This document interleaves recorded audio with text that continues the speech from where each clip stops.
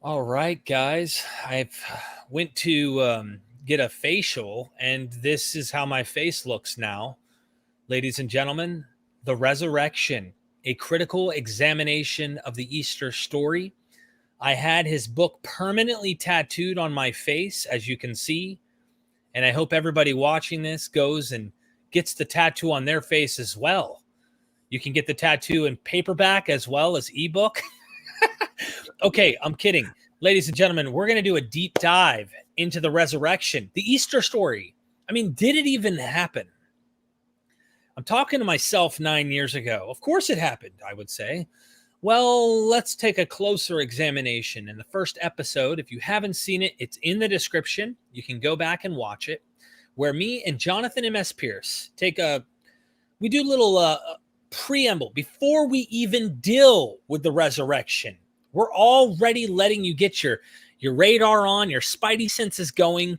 Be cautious. Stop before you just swallow the pill wholesale. You might want to ask yourself, is this heroin? Is this fentanyl? Is this methamphetamine? Is it a sugar pill? Are they trying to trick me here? Or is this actually helpful? And I just say that to say, be cautious with the story. And we're going to take a critical examination today into some details about the narrative of the Easter story.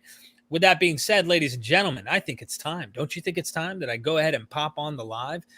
Let's see. Comparing Jesus to the other gods. Let's go ahead and do it. Here we go.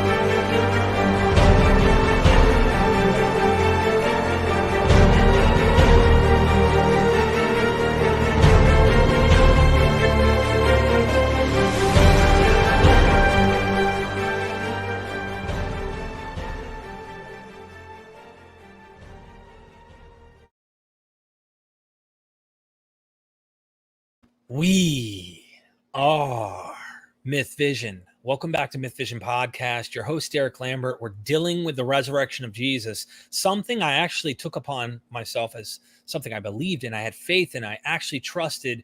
This actually happened, and my experience of the Lord, really, if I was to be honest, was what kept me as part of the faith. It wasn't there was evidence. It was the way, I'm not going to say the word evidence is a bad word to use, because we could look at the Bible and say, well, that's our evidence. But what do you mean? Like, could we actually verify the claims? No, we couldn't. And so there was faith. Welcome to the chat, everybody. I'm paying attention to you guys. If you want to super chat questions along the way, we will try and take them. If for whatever reason it's not pertinent to the discussion, I'll hold it off to the end. I am going to screenshot them. And before we get started, Jonathan MS Pearce has a YouTube channel. Go subscribe. I really appreciate all those that go and subscribe to the people who join on my channel. It helps us all grow, educate each other, get familiar with each other's faces here. A tippling philosopher. He has many other books than the one we're dealing with today, which is The Resurrection. I'm going to let you guys see that a little further as we continue. He also has a blog where he talks about a lot of different things. I appreciate you guys checking out his blog and commenting, and maybe you could sign up, do all that good stuff. We also have the Patreon. If you guys want to join us and you have questions for scholars, you want me to interview in person, you want to personally harass me, I'm totally okay with that. I actually permit that on my Patreon, and I actually pay attention to those harassments. So lots of videos never been launched to the public are on here. You guys help keep me alive. And now let's get right into the content. No need to play games any further. Welcome to MythVision, Doctor. About to call you Doctor. You know, I said that because last time someone actually called you Doctor. It's a mistake, mate. Well, I'm excited. It's a pleasure and a privilege. I'm not the only one who's excited, actually. I have two just recently 11-year-old twins. One of them said, "Oh, are you getting interviewed by Cool Hair again?" And I was like, do you mean cool hair guy or the guy with cool hair? No, Cool Hair. So I was like, have you not seen this, Barnett? You know, less is more. But obviously, Obviously not. So he's excited anyway, and I'm excited. So and I hope people have checked out the first video. As you said, we did a lot of laying the groundwork. There's a lot of arguments that took on a philosophical nature and a theological nature before we then are hopefully going to start to look at some of the details of the resurrection. I think so. Before we get started, I'd like to first thank a few super chats already out the gate. Troy Miller, thank you, my friend. I appreciate it. He says, party on. And look, I'm partying, baby. And you guys are too while tuning in. You're going to love this. I'm telling you, you're going to love this. Donna Badgero, I hope I'm saying that correct. Thank you. And they're super chatting. They said, because I love this show. Thank you so much. I appreciate the love you have for this channel and what we're doing to try and educate more people, to take a critical analysis of all of these religions, cults, books, you name it. So how is my audio level compared to Jonathan's? Let me know if I'm way too loud and if he's too low or something like that. This is about how I'm going to speak the rest of the show. I saw some complaints, I meant, about audio level differences. So in the chat, everyone tell me, go ahead, Jonathan, if you would talk. Yep. So this is me talking. This is about the level I will talk pretty consistently throughout the time. So yeah. Okay. Waiting on some comments to make sure that these audio levels are about the same. And if they aren't, I can turn mine down a smidge if I need to. So I don't know whether I can take this opportunity because going through the comments from the previous video, I think we talked, if those who watch it remember, we talked about the atonement and the general theology and philosophy of these incidents, like these ideas like the atonement and Holy Trinity that are necessary for the resurrection to make sense, right? And someone in the comments said linked the atonement to original sin and the fall. And I thought it would be a good time to just point out one issue I have with original sin and this two-horn dilemma, which then, because if that's a problem, then again, it's a problem for atonement, which is again a problem for the resurrection. So the problem I see with the original sin is if Adam and Eve, and again, this is like the belief that Adam and Eve are real people, they're obviously mythological. I mean, just obviously so. But if you are of the literal bent where you think, okay, Adam and Eve definitely existed and they you know, the fall happened to them, blah, blah, blah, then you believe that Adam and Eve did something wrong and humanity is still being punished on account of the actions of Adam and Eve. Now, you have two options here. Either Adam and Eve are representative of humanity, which is to say I could take Derek out, right? And I could swap Derek in for Adam and Derek would have made the same would have made the same choice, right? Which is to say, okay, fair enough. Any human in that situation would have made the same choices Adam and Eve made and disobeyed God and so on and so forth. In which case, we have a problem here that God has made a faulty creation of humanity, because it doesn't matter who you're going to put in there, they're always going to make that bad decision. In which case, we're all being punished because of our faulty design, right? The other horn of the dilemma is if I took Derek and put him into Adam's position or Eve's position, and Derek didn't make that choice. In other words, Adam and Eve aren't representative of humanity, then we are being punished on behalf of the actions of people who are not representative of us. Do you want? Am I making sense? Yes. So the original sin is a real problem because either we're being punished because we're a crap design, or we're being punished on account of the actions of people who are not representative of general humanity. And I don't really see a way out of that problem, which then means that, you know, you then link that to the atonement, you then link that to the resurrection, and it all starts falling down. So I just thought I'd lay that one out early doors, if that's all right. Yeah, no, I know you wanted to deal with that criticism at first. It was a comment. So by the way, Jonathan will be paying attention to comments, and hopefully most of you guys have compliments. If you have criticisms, feel free. I mean, you know, we're open to this. This is what we're here for. I expect people to come on and say, no, you idiot atheist, don't know what you're talking. Of course, that's what they'll say. But this isn't just you talking. Your book is loaded with PhD and like, these are not just you saying, you know, you actually engage with Habermas, you engage with like even the Christian apologist side and stuff. Of course. And you have to, I mean, so this is very much like evolution. Like the irony for evolution denies is that it's all about performance, feedback, revision, revision. So, you know, we perform, someone criticizes us, we adapt and improve, or we just say, actually, that criticism doesn't hold. So yeah, criticism is great. They help us to improve. Absolutely. So now that you've done that, would you like to kind of, I guess, recap a little and emphasize the idea of theology for people? I think that's going to be a theme. So the idea of the Gospels are theology, not history. So that is the theme, the motif that runs through all of the criticisms we'll be making from here on in, is that the Gospel writers weren't writing history.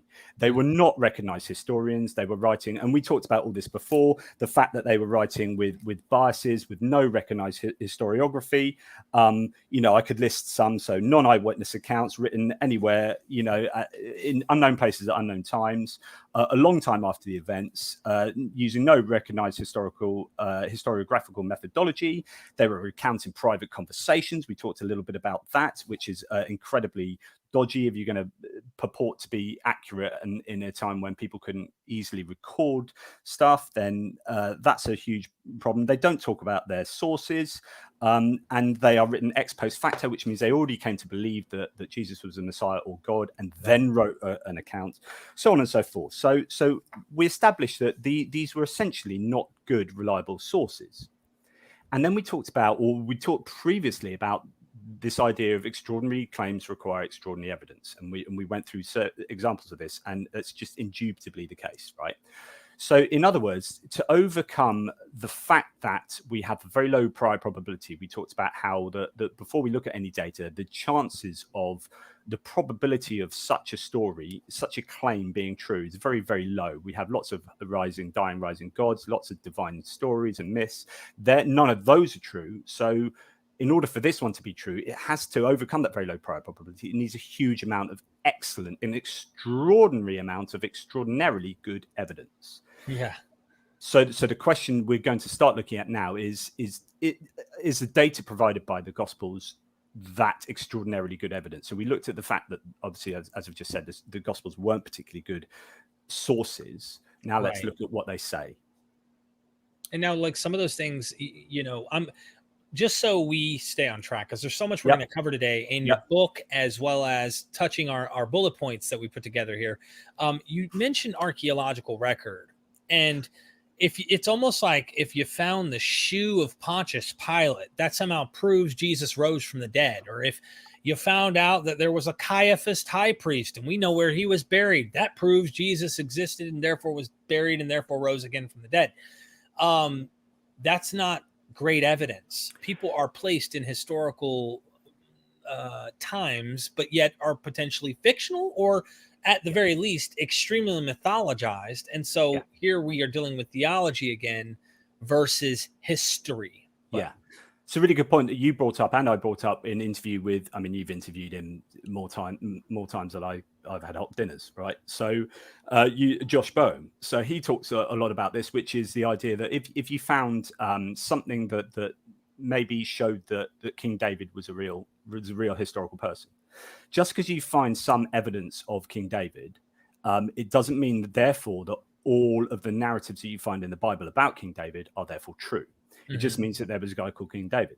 So this goes back to the historical method. So if I can just lay out a few ideas about the historical method, there are 5 general things that you need to consider when you are historically evaluating. Bart Ehrman talks about this with regard to the resurrection. So the first one is, does the source match the archaeological record? This is quite difficult for the gospel narratives concerning the resurrection, because we don't really deal much with archaeology. We deal with burial methods and things known history, but we're not digging up stuff about Jesus, because Jerusalem was destroyed. There's nothing there is one thing. So in a tomb, they have found some bones fused with an iron nail, going through some bones to show that someone buried in a tomb was crucified.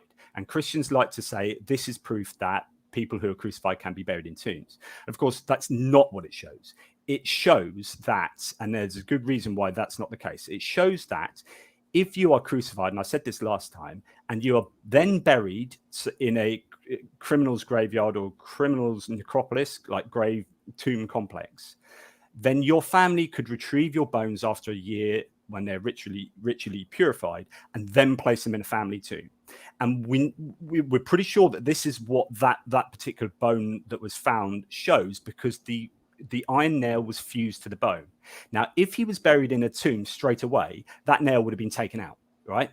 But that nail has had fused over a year, so that when it was transferred to a family tomb, it was they couldn't release the nail from the bone because they were fused together. So this is an example of that, rather than archaeologically defending that a criminal could be buried in a tomb. So there is that. But that, so as far as the historical method goes, that's the first one. It's not really too relevant for now. Right. Are there multiple sources that tell the same story? We talked about this. Matthew, Mark, Luke, and John are not multiple sources. They're codependent. They depend on Mark, essentially. You've also got Paul, but Paul tells us virtually nothing. So at most, I would say you've got Paul and Mark giving us maybe two independent sources of evidence. Third part of the historical method is there a chance or a reason that the source is biased? I wonder, no, there's no way. There's no way the Bible has a bias. We talked the last time about the ideas of communicating, so writing or orally communicating. So your form, what you write, is defined by your audience and your purpose, right? Right. And your purpose, your objective. So what would you say the objective of the Gospels are? To make you believe this is the chosen one. This is the Messiah. This is the Son of God. To me, that would be the whole purpose of writing these, is to convince the reader, whoever that might be, this is him. This is the guy we've been waiting for. Yeah, so that's exactly right. So therefore, we're dealing with persuasive literature, and persuasive literature is advertising, is propaganda, is all these types of literature that are not particularly known for their facticity, right? For being particularly factual in their approach. It's about convincing people to believe what you are trying to set out, right? Or what you are setting out. So therefore, they are going to be incredibly biased to be presenting Jesus in the best light possible for their target audience. So Luke will do that differently to Matthew because they have two different audiences, right? And this will affect what they write and how they write it. But essentially, are they biased? 100%. Of course they are. The fourth part of the historical method is how much time has passed between the event and the source. Now, Christians like to think it's not a lot of time, but actually, if you're talking about, we talked about Mark being in maybe after 70 CE, after the destruction of Jerusalem, so you've still got 40 odd years. That's quite a long time. When you've got speech and when you've got narrative, this isn't. So people talk about oral traditions being really accurate in Jewish times. Yes, when you're doing sort of poetic writing, it depends upon your genre, but when you're telling narrative stories with speech and this and that, that's not the sort of thing that you verbatim say over and over. So I contest that, but also quite a bit of time has elapsed, especially if you talk about John in the early hundreds. These aren't written right at the time by eyewitness. And anyone who watched Dr. Kip's documentary recently of Josh McDowell, the apologist, you can't walk away from that and think, okay, supposedly this guy in the 60s, 70s, I say 60s approximately, if I'm not mistaken, it could be the late 50s. This guy's up there in age. He's like over 80 now. His whole testimony hinges on the idea that he went out there as a fighter of Christ for 2 years to prove Jesus isn't true against Christians at his college for 2 years, traveling the world, which Kip points out, is like, dude, do you know how expensive it would have been to internationally fly in those days on aircraft? Anywho, he supposedly had all this money, and we find out at the end of the documentary, I'm not trying to ruin it, you really got to see it, I'm telling you, go to Dr. Kip's channel. But at the end of it, you come to find out the guy, like a couple months after he gets his research paper, is already accepting Christ and getting sent on a mission trip to Europe to preach. He was claiming that he was in these libraries, looking up these sources, which how would he know what they say? Does he read Greek? Does he know Latin? Does he know Aramaic? Does he know Hebrew? He doesn't know these languages at the time. So how's he going to know what it's saying? Is he going to the professor there saying, hey, I'm going to throw you $1,000 to spend weeks with me to tell me what these sources say? What's going on? So that all within a 40 years current contemporary, we can show his story changed. And this is a real guy who's already mythologized his story, claiming he's a man after the truth, telling you a fiction. in order to push a bias that Jesus is the truth and he proved it and all that kind of stuff. It's the old classic. I used to be an atheist. You know, you get this from all sorts of different theists, don't you? Lee Strobel and blah blah blah. This is just all sorts of. I used to be an atheist. Some of my best friends are atheists. Like, yeah, whatever. But yeah, so the fifth part of the dimension to the historical method is what genre of writing is used. So we talked about this is very persuasive. So this is evangelizing, persuasive source. And again, this is not history. It's just not history. So the genre being used here, and like Christians will argue with this, of course, because they see it as a historical document. It is not. These are not historical documents. There's absolutely no recognized historiographical methods being utilized here. There's no discussion of sources. There's no, there's just nothing. What happens is you get what I call like the Sherlock Holmes idea, which is, it's like saying that Arthur Conan Doyle was writing history because he talked about London and real places in London. So therefore Sherlock Holmes is true. So therefore Luke Acts is true because they mention lots of places that actually exist, and they mention some people who actually exist. Well, that's not history. That's theology. That rather than being history scripturalized, it's scripture historicized. So it's creating scripture and then throwing in little nuggets of history to make it sound so much more plausible. And for those who are watching, he is speaking of the Gospels and talking about the genre of the Gospels, just making sure you guys are aware. Now, he's not saying Pauline letters aren't something, but even then you say the evidence in the Pauline letters don't really help us in terms of any historical basis for what Christ did, who he was, what he says, things like that. There's not really much there at all. So, and if you remember from the last video, we talked about those are letters that he was the persuasive letters. So interestingly, it depends which letter you're talking about, but say the first letter to the Corinthians, the second letter, you are talking about him having an argument with the Corinthians, trying to persuade them of a particular understanding of resurrection, right? That would be the time. This is what we talked about. That would be the time to drop in. I know this because he told me and he saw it. And it was an empty tomb, and these people were at the crucifixion, and these people were at the empty tomb, and that's how I know that this is this kind of resurrection. He doesn't say anything at all, which then tells you that actually he didn't have that data, because if he had that data, he would have used it. Well, then I went on to argue that the empty tomb narrative didn't even exist. That started with Mark, and the reason we know that, well, we can surmise that is because then there was this period before Matthew, and Matthew had a counter argument against Jews who were saying the body was stolen. So that it looks like Paul didn't have the empty tomb, Mark invented it, and Matthew provided the counter arguments to Jewish counter arguments. That's pretty solid. So that was, I think, where we got to. It would be interesting to talk about verifiability. So this idea that the Gospels themselves weren't particularly, the audience of the Gospels weren't able to verify. I'm checking the book out, by the way. Yeah. Just so everyone knows. Yeah. So the issue here is some Christians claim that, Jews would have done this, they would have done that, and because there's no evidence of this, it must have been true, or they must have tried to verify it and it turned out to be true, or whatever. Now, it turns out that when you read Acts, for example, you find out that Richard Carey talks a lot about this in his book, Not the Impossible Faith, which is actually a fantastic book full of loads of really good historical nuggets about historical methodology. So, and he talks about these times in Acts where people, potential converts, are just asserted stuff and then they just believe. It's like, fair enough. Yeah, I'm now a Christian. And the only time that you have an actual court scene, you have these court scenes in Acts that people struggle to believe.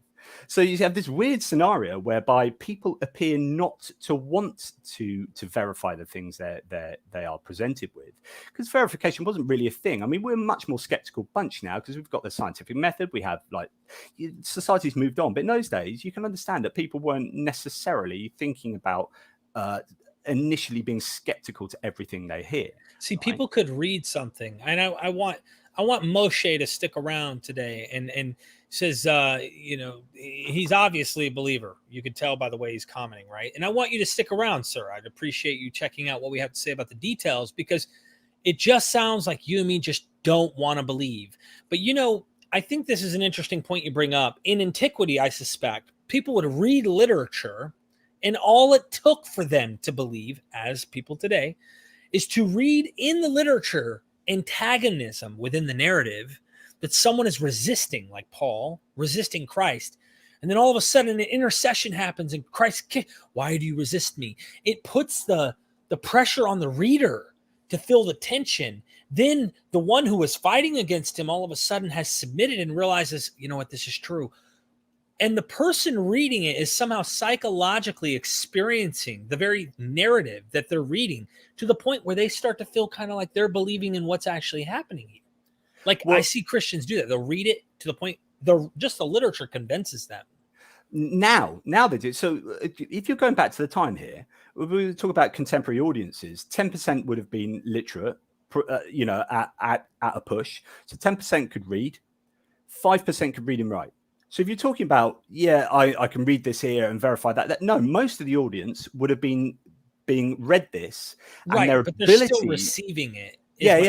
But even the ability to even be skeptical in a literate way. So we've also got to remember that people think the people in the early church times had all four gospels. It's the idea that surely they would have noticed that there were contradictions throughout there at the time. No. These were put together hundreds of years later after council and council and council, right?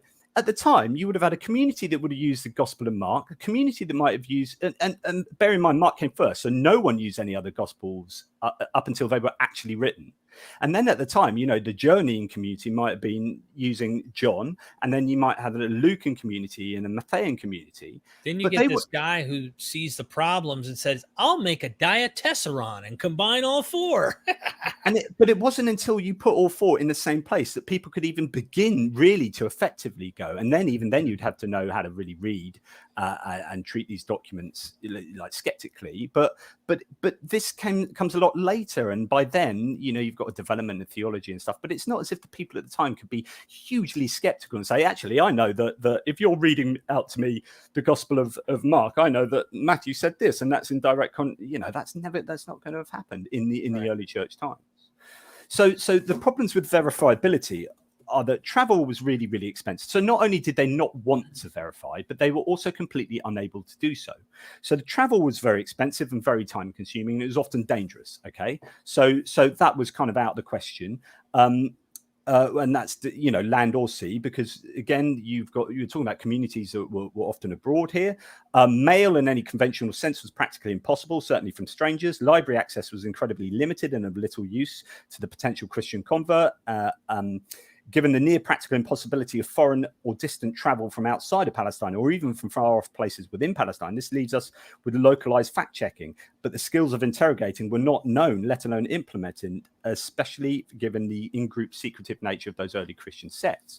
So you got this two-pronged issue that they didn't want to verify, and even if they could, they were completely unable to verify these facts. And you're presented with these persuasive documents, right? Is there any surprise that actually these weren't particularly challenged, and when they were challenged by Jews, we learn about Justin Martyr writing about Trypho. We hear about Celsus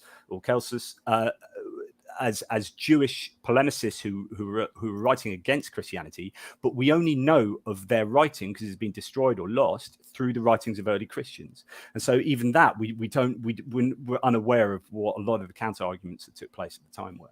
So real quick, we've got Nikolai says, according to Trobish and Carrier, the canon was put together already in 150 AD, not hundreds of years after.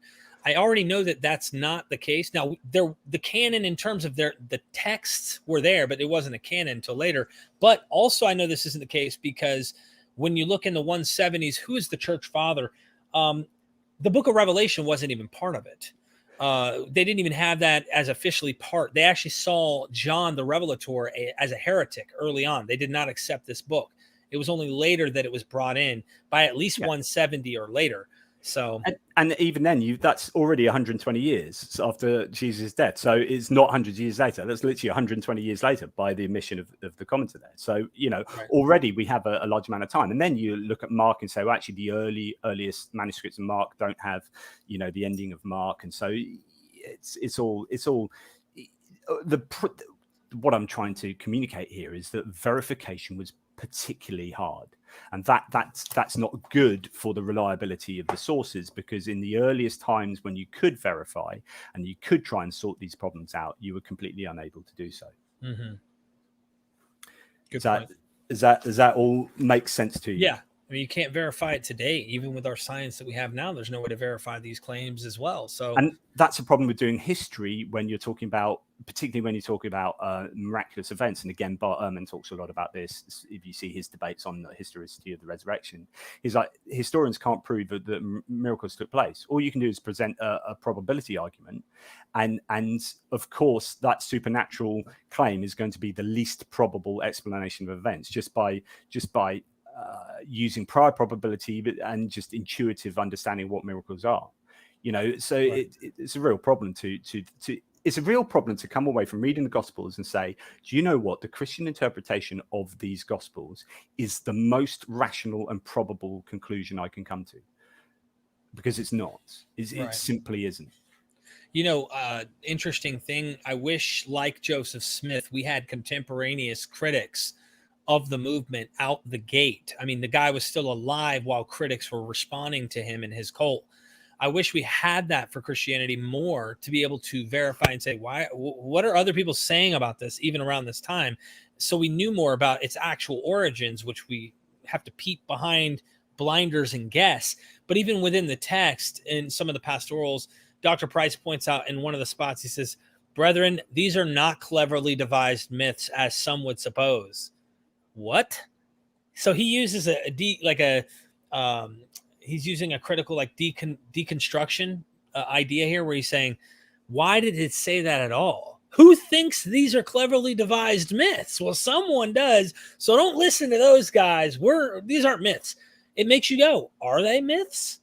That's a question you should ask. But of course, being that the persuasive letters, they're trying to say these aren't. So the Christian will go, do you not accept what it says? It says they aren't. Don't you believe the words that are coming out of the text? And we're going, the reason it's even being said is because someone believes they are cleverly devised myths, and we just don't have those words. We don't have those people.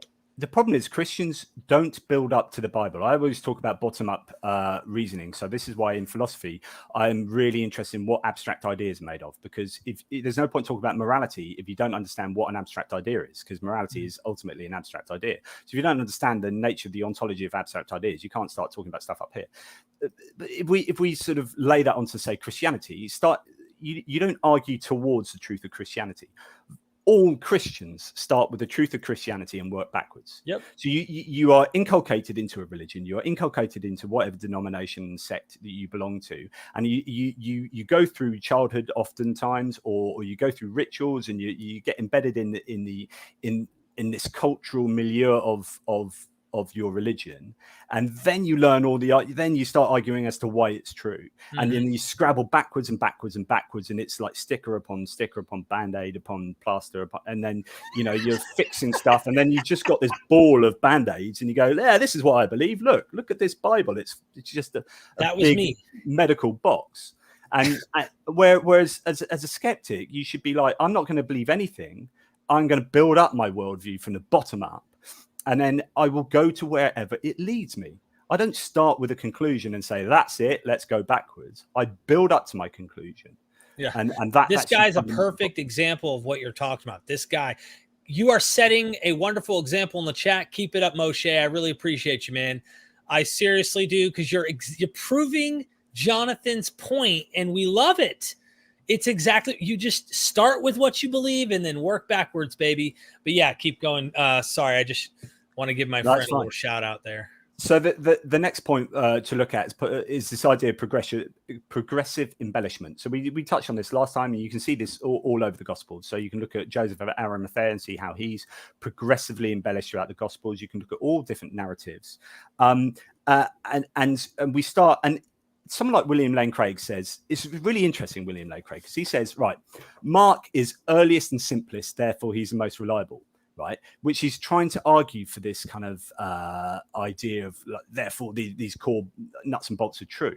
But in doing that, he's implicitly accepting that all the later Gospels are adding on adornishments that are historically unreliable. He's saying simple. He's saying early and simple is definitely reliable. Well, then in that case, later and more embellished ain't reliable. So John's right out. Yet John's the one that's presenting this Christology and this idea that high Christology, the idea that Jesus is divine. But I think progressive embellishment is a real problem for if you want to look at the reliability of these Gospels. It just looks like they're adding and adding and adding and changing and changing. And I like what Bart Ehrman says, which is if you're going to harmonize all four Gospels together, you're effectively writing a fifth Gospel, which I think is quite nice. It's the idea that they don't all say this one like coherent thing. They've all got four different things they're trying to say, and by knitting them all together into this one coherent narrative, you are producing a fifth Gospel. Yes, the Diatessaron, or technically not really, because he probably cut out whatever and added whatever to make a cohesive narrative. We don't have it, so I wish we did, just to see how creative he was in creating that. But yeah, you're good point. And I think every Christian has a fifth gospel they actually create, because all of them are harmonizing non-harmonizable material. Now you could force things if you want, but it's still. Go ahead. Sorry. No, it's just going to go, and that particularly happens in the Nativity, where Luke and Matthew are so disparate and they're so incoherent. They're just so incongruous with each other. The claims they make. That what you do is you go and see your kids in a Nativity play, and whoever devises a Nativity play takes Luke and takes Matthew and smashes them together and makes some kind of wreck. I always liken it to a car crash. So if you, in 2,000 years' time, you see this vehicle, and it's got 8 wheels and 2 steering wheels and smashed up mangled mess. And you say, wow, the vehicles back 2,000 years ago had 8 wheels and they had 2 steering wheels. It's incredible. No, they didn't. There were 2 vehicles smashed together that are completely separate vehicles. Right. And that's what I see Matthew and Luke as. And if you are taking that one coherent narrative, what you're doing is you're creating a third narrative. Absolutely. Well put. I agree with you. I think our audience is tracking. Yep. Cool. So here's an example of progressive embellishment. Mark, several women who were looking on afar off at Jesus on the cross later beheld where he was laid. There was no detail to their proximity to the tomb. Matthew has the woman there beholding afar off, later sitting against the sepulchre, against the grave, as a vigil and thus concerned. So then we get a little bit of embellishment here. Luke then has and all his acquaintance. So now we've got loads more people. And the woman that followed him from Galilee stood afar off, beholding these things. Later beheld the sepulchre and how the body was laid, returning to their homes to prepare spices and ointments to anoint his body and prepare it for the Sabbath, showing the discipleship and piousness. So, wow, that's just 2 amounts of embellishment upon Mark. And then John details how that Jesus' mother and the disciple whom he loved were at the cross, and Jesus had a conversation with them and orders said disciple to take care of his mother, amongst other details, and so on and so forth. So that you get this very clear idea when we'll talk about reading the Gospels horizontally rather than vertically. When you read them across and you see that actually this in Mark is embellished here, in Matthew here, in Luke even more so, and here in John, really quite different sometimes. I agree 100%, except Moshe wouldn't agree with you, but it's okay. Please continue.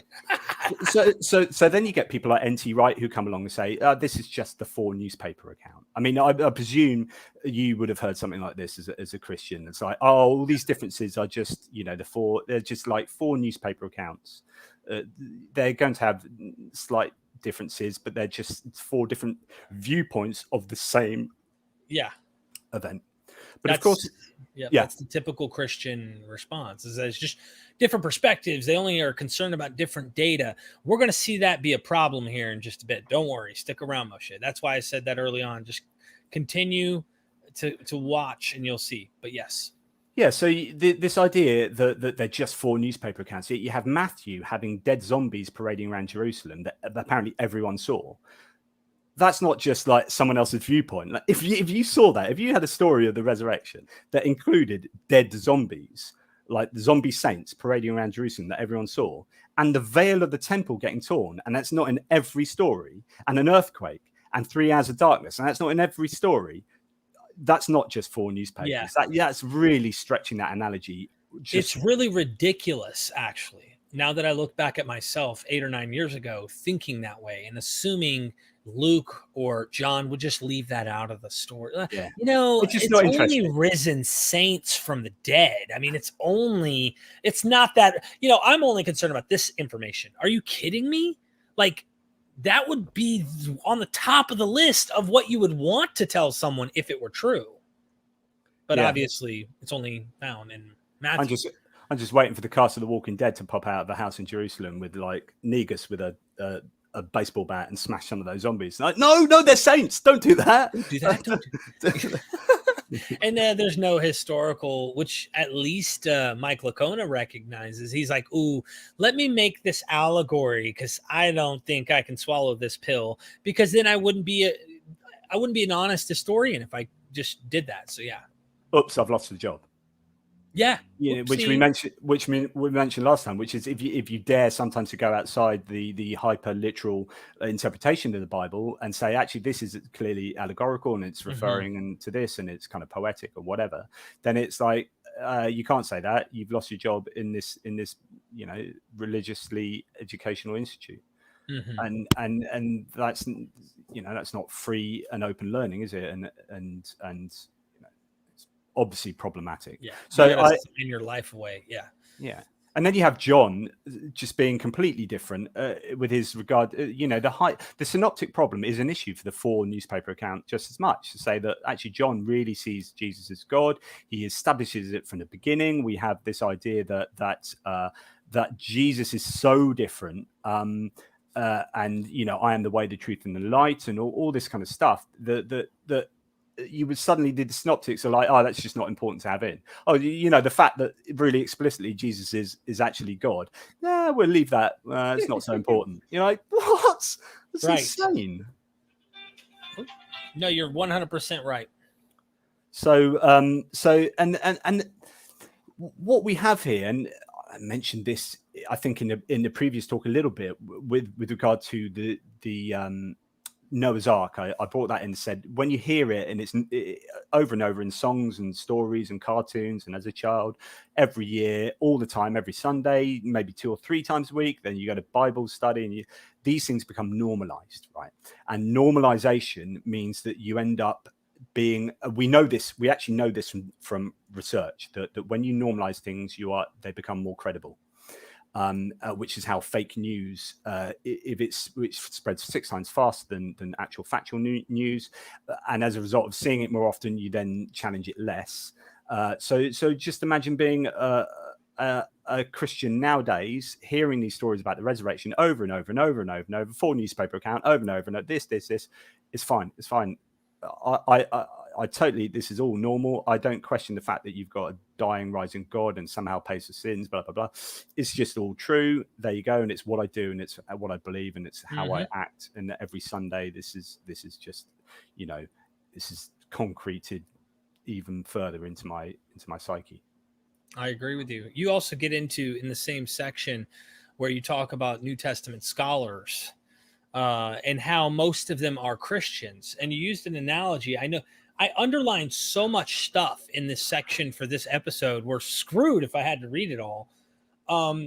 You go into Bloomberg, Craig, on the resurrection, faith or fact. I underlined a bunch on that on page 46. So for those of you who have the book, you might want to track along, you know, and really see. I was going to talk about that part in the bit where we talk about the empty tomb, because that's predominantly about the empty tomb and this idea. But now that I've started talking about it, I suppose I better finish. So the idea that 75, you used to hear this quite a lot, because I think all of us used to listen to William Lane Craig a lot, and now I suppose less so, as I don't know, maybe I'm speaking on behalf of myself, but you hear this claim a lot, which is 75% of New Testament scholars believe in the empty tomb. You're like, yeah, okay, 99.9% of Islamic scholars believe in the truth of the revelation of Muhammad. Don't make that true. Yeah, you know, this is selection bias of the highest order. And in fact, when you look at the breakdown of the details, 75% is very low. I would expect more New Testament scholars, given the prevalence of Christian belief within that discipline. I'd expect far more New Testament scholars to believe in the empty tomb thesis. So 75% is actually pretty low, but even so, it has absolutely nothing to do with the truth value of the claim. True. And so are we dealing with an empty tomb, or are we waiting on that? Because no, well, that comes in another we won't deal with the empty tomb today, but we'll okay. I was just going to mention in your book, though, what you do say is Habermas used to have 12 points of like absolute facts, right? This Minimal is Gary Habermas, Dr. Habermas, who's a serious Christian scholar. And I mean, I'm not trying to downplay that he's not a serious scholar. The point is, he's coming with these lenses on, and he's just affirming his already preconceived notions. And he's even retracted this because only 75% of scholars accept that there was an empty tomb. So now when he talks about these 6 facts that are supposedly historical, he goes, and he died, and then and he rose again. And you're like, well, what happened to the empty tomb? Like, that was part of your thing. And I know that Bart Ehrman even backed off of there being a historical empty tomb and went, this is actually myth. I don't buy. Yeah. So he, absolutely. One thing, even William Lane Craig, I think in debate used to mention Joseph Aramthair quite a bit, and he doesn't seem to mention him anymore in debate when dealing explicitly with the resurrection, at least not that I've seen in recent debates, which is to say that actually some of the counter arguments are finding purchase from the skeptical movement to make some of these popular apologists tinker with their arguments. Okay, that's not so strong. I'm going to rely on these ones instead. Absolutely. Real quick, let me let something shine. I did say Christian, not because I'm saying he's not a Christian. I'm saying pay attention to the fact that he's a scholar who's a Christian, because you see it in his work. It's not like these guys are coming at this historically, using all the historical method and accurately coming at this data, trying to be skeptical and critical and say, it's plausible that this isn't true. They're coming at this thing with they're already in the faith. I think that that's what's happened with Habermas. So I totally just want to clarify that, yes, Christian scholar. And remember, we talked about this last time. When you challenge Christians in particular on certain claims, and this might be the resurrection, you're also challenging them on their access to eternal life in heaven. So that can also work individually from a Christian scholar saying, right, I'm going to really bottom out my thoughts on, I'm going to research the Jesus out of the empty tomb. But in the subconsciously in the back of their mind is like, if I find it to be false, I might be invalidating my access to eternal life in paradise. I think Mike Licona dealt with some trauma in his faith. Mike Licona actually said at one point he was doubting and almost lost the faith. And then what happened? Boom, sucked himself back into it. So yeah. And one more thing I want to say for those who might be Christians watching me right now and think this is a mocker, a scoffer. You're going at it, not wanting it to be true. Therefore, well, I want to say to you, my friend, let's approach the Greek mythology the same way, let's put the same blinders that you put on for Christianity, and let's go read the Greek myths of the different deities performing the acts. And I'm going to go out of my way to prove them true. And that's Quran. Not how you treat that material, but all of a sudden special pleading happens when we get to the Bible. Yeah. So Christians will happily scoff at the Quran. And why aren't those miracle claims true? Well, because they'll apply like probability analyses of these miracle claims, say, well, they're incredibly improbable and that evidence is really poor. But when it comes to my miracle claims and my evidence is awesome. And it's exactly complete double standards. So what we'll do now is start getting onto some of those the nuts and bolts of the claims. Interestingly, so this book by Michael Alter, right, looks at the resurrection. This is a doorstop of a book. I mean, it's incredible. It's 1,000 pages, and he goes to town on every single verse of the Passion narratives. It's incredible. And I try to summarize, large parts of what he said into a much smaller book that's digestible, and hopefully it's sort of worked for you, Derek. Dude, your book is good. I got to say, for anyone who wants to check this out, it's not too much to chew on. It's really taken a lot of this stuff and then put it down into a paragraph instead of like chapters on. You don't go into like critically examining these particular details. These other scholars have. You bring up the points, though, that are relevant to just get to the point. And that's something I think is fascinating about what you do in your book. It's not a scholarly like tome where you have to go down and look at the sources and, all right, where's the references and all this kind of stuff. Like, you're not overly doing it. You know, it's something that is a popular. Yeah. So is it Gary Habermas himself that's just finishing writing his resurrection, but it's 5,000 pages. So he's got to somehow get that, you know, and the problem is that was literally my choice. It's like, well, if I really want to go to town on every single point and present the counter argument and the counter argument, and you know, this book will be 1,000 pages and no one want to read it. So how do I somehow make it comprehensive enough and yet digestible enough to do the job? And, you know, it's a difficult path to navigate. Wow. Well, a lot of words. Yeah. So I think that the first point to mention about the events leading up to the crucifixion of Jesus is the Last Supper. Okay. So my book. Yeah, there's stuff I'm going to have to jab in and read from your book, bro. I got to do it.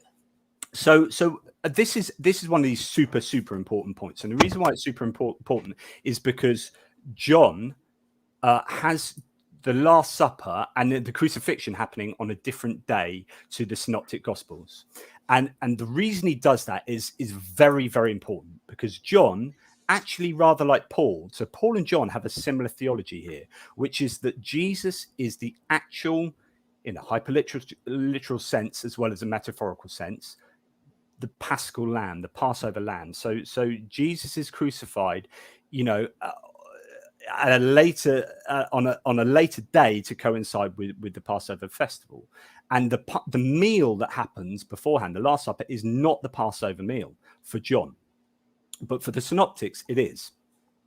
Which is why they have things happening on different days, this is impossible to harmonize. I don't know how you do it, but Christians, you know, they always find a way, but you just can't really do it. Now, I mean, you're telling me there's a chance? I'm just kidding.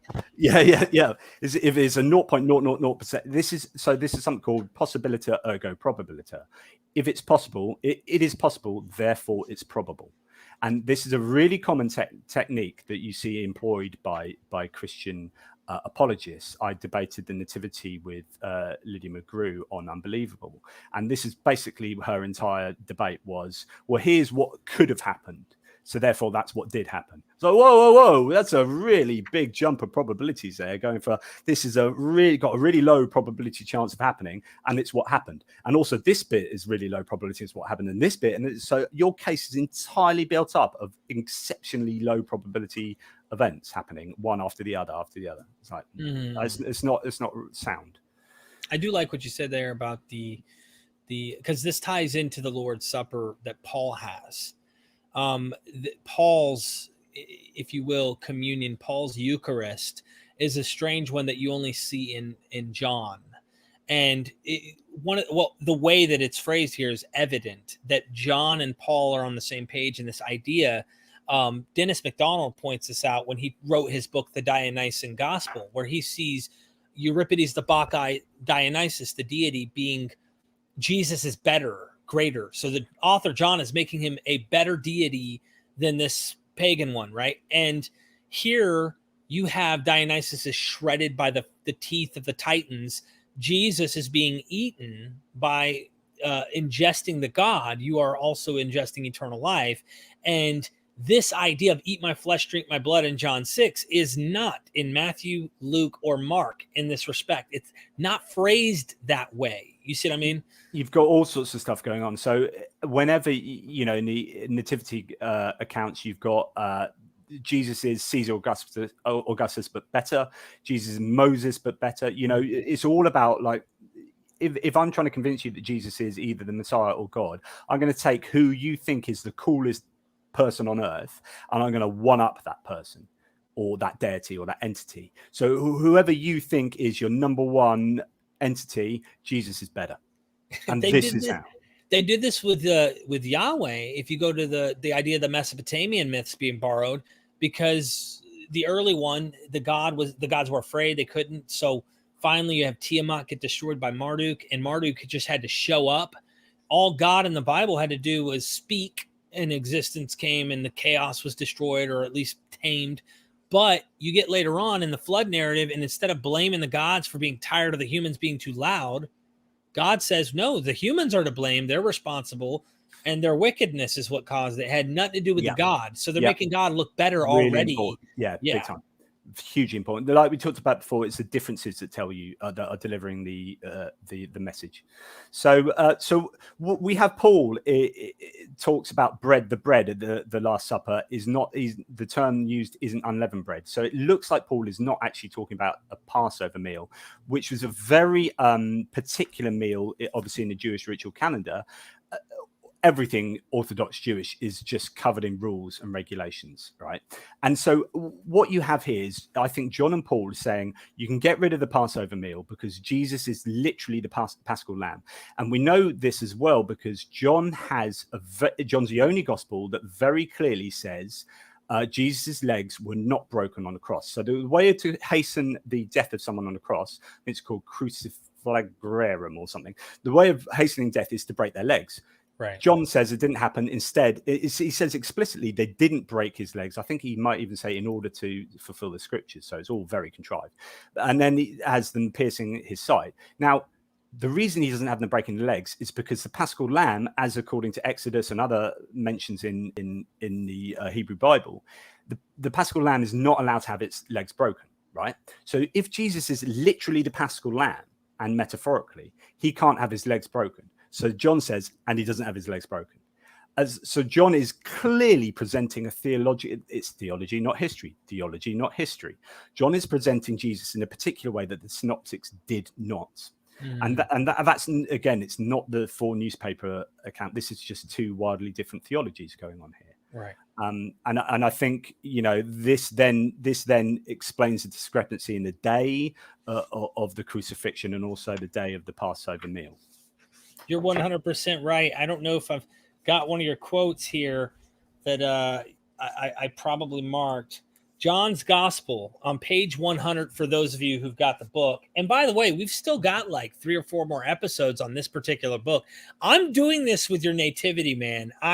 We have to do this on your book on the nativity too, because that's a lot of fun you can have with the nativity, because there's just no way of harmonizing those bad boys. I definitely look forward to it. Page 100 of the book, if you end up getting it, at the bottom paragraph, you say John's Gospel, starting as it does with John the Baptist, is the only one that sees Jesus as the Lamb of God who takes away the sins of the world. His Gospel is the only one that sees Jesus as dying on the same day as a Passover lamb, the day of preparation. Indeed, he dies at the exact same hour, the same place, Jerusalem, and at the hands of the same people, the Jewish leaders, as Passover lambs. The whole narrative has immense theological significance. Yeah, and this then brings me on to something that I'm not going to talk about in this episode, but this is Yom Kippur, which is where Jesus, the whole Passion narrative is Yom Kippur, which is their ritual atonement ceremony for the Jews, and we'll explain that in later gospel. But I want to share with you something now, which is a quote from someone who is summing up John Dominic Crossan's work, and I think this is so important to understanding how the gospels were put together. It is my favorite quote. What page? It's not on the page. Okay. Oh, it is in there somewhere actually, but I'm going to share it on my screen. So if I can do this, sure. I hopefully do it correctly. There we go. We did not prep the share screen before this show. Yeah. All right, you're sharing the screen. Go ahead and make it large if you can. Yeah, is that the one? I've now got to go through it all. Theology, not history. So have you got one screen up, or have you flicking through it with me? I'm not flicking through it. You're the one who has control. In that case, it hasn't come up as full screen. So I would just go with this. So theology, not history. So this is a quote from Hans Moskika. So Crossan argues that the Passion tradition evolved through 3 primary stages. P1, the historical Passion. In other words, someone was crucified or someone was executed. P2, the prophetic Passion, which is, let's go back and understand this in terms of prophecies in the Old Testament. And P3, the narrative passion. Now we're going to write it. So let's explain this. During P1, Jesus was crucified, but his earliest followers knew none of the details of his execution. During P2, Jesus' disciples interpreted the meaning of his death in light of the Old Testament, but they did so without reference to the particular details of the Passion events. In other words, it's like, Jesus has died. How do we understand this? Let's go back and look at the Old Testament. Oh, look at all this stuff. It might actually have nothing to do with the actual events that took place. Right. But now we're going to go to P3, which is during P3, Jesus' followers organized this complex array of scriptural proof texts into a coherent and sequential narrative, refining and augmenting the story with a very similar historical detail. So this to me is basically sums up the New Testament in a sense, or certainly the Gospels, which is Jesus died. Followers didn't really understand how the Messiah could be executed. They go to the Old Testament, they find a load of stuff that they can throw at the historical Jesus, and they throw this theology at an Old Testament scripture at the actual historical Jesus. And then they write this down into a narrative that basically invented this mythology. And I think that really beautifully sums up what I think was happening. Does that make sense to you? Yeah. I mean, I'm using another example, so to speak, because you have to consider what kind of mindset these people probably had. Cognitive dissonance sets in for people who are believers in a particular tradition. Or they're looking for signs or whatever. And people saw like the rebuilding, for example, or the reestablishment of the state of Israel and said, oh my goodness, where in the Bible do we see this? Oh, Jeremiah, oh, this, Isaiah, they run to the Bible and they find something, they find significance somehow. And when you already believe this guy's the Messiah, what if there is a historical Jesus, and I want to grant that here in this episode, because you and me lean that way anyway. If there is this guy, how do you explain what happens when he dies? Well, they believe he is. So let's see, the scriptures say, and they're like reading this matrix for their life on how they're supposed to live, But not only that, Paul and John particularly and Matthew actually are very explicit in saying this happened because of the scriptures. Right. So they say, I mean, the Christian would say, well, that's exactly how the world was organized, which then gets onto very difficult understandings of theological determinism, which is, if this was prophesied 600 years ago, then you can't change anything about the world, the way the world will turn out, because this has to map exactly onto this 600 years later. There's a huge amount of problems with that, but they are very happy to say this happened because of the scriptures. I found this, I was revealed to this with the scriptures. Mm-hmm. So this is all about, reinterpreting the scriptures in a new way and chucking everything at Jesus. You mentioned that Paul, when he talks about, I got this from no one, but from the Lord and from the scriptures or something. It's exactly. Clear. Yeah. So the next part to come onto this after the Last Supper is a hugely problematic event in the story. And it's a capture and trial. And it's so hugely problematic because it literally, historically, couldn't have happened. Certainly couldn't have happened how it was described in Moshe. Are you hearing this? Thank you. Please, Jonathan. Sorry. You just can't have it. It just didn't happen. And in fact, for this to have happened in the Passover week is just impossible. They wouldn't have put on trial and crucified someone in the Passover week. It just wouldn't have happened. But not only that, they break about 1,000 laws in so doing. Obviously, that's it. We're going to have to read some stuff here. So I'm gonna read a little bit from Michael Alter, that big book. So page 102 for everybody. Page 102. So initially, the priests had just completed their busiest day in the year, the 14th day of Nisan, presiding over and organizing the slaughter of the thousands of lambs in the temple, to say nothing of the obligation to attend their own Paschal meal. That very evening, the evening of the Passover meal, they were to leave their families in the dead of night to assist in the arrest of Jesus. Now, remember, you can't actually leave. You can't go into the night on Passover night. You can't leave the house, right?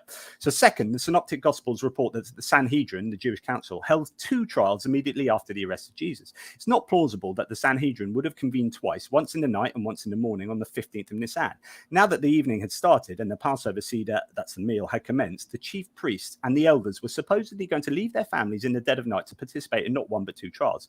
Further, those present at the trial were not just the chief priests and elders, the scribes and members of the temple guard were also present. Mark 14:55 went so far as to state that this trial occurred in the presence of, quote, all the council, the entire Sanhedrin is. So, and the chief priests, quote, and the chief priests and all the council sought for witness against Jesus to put him to death and found none, close quotes. It is totally implausible to believe that between 60 and up to 100 people would have left their Passover meal, leaving their families and guests in order to participate in two separate trials. Right. That wouldn't have happened, right? But it gets worse. The whole trial of Jesus was itself illegal. In addition to these claims above, we can argue that there are further impossibilities. 1, trials could not take place in the evening. 2, nor on the Sabbath or other Jewish feast days. 3, nor could they be brought in a private home. 4, one could not convict a man without witnesses. 5, nor without any charge as per Luke. 6, one could not execute a man without a death sentence, since the Sanhedrin did not condemn him to death. And 7, death sentences could not be pronounced until at least a day after the interrogation, to name but a few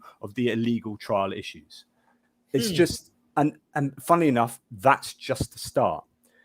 So there's a Jewish a legal expert called Chaim Cohn, who has written about this, and he said the trial is incompatible with multiple well-established provisions of ancient Jewish law. In fact, I love this. In fact, the violations of Jewish law in Jesus' trial dogpile on each other so fast it's hard to keep up.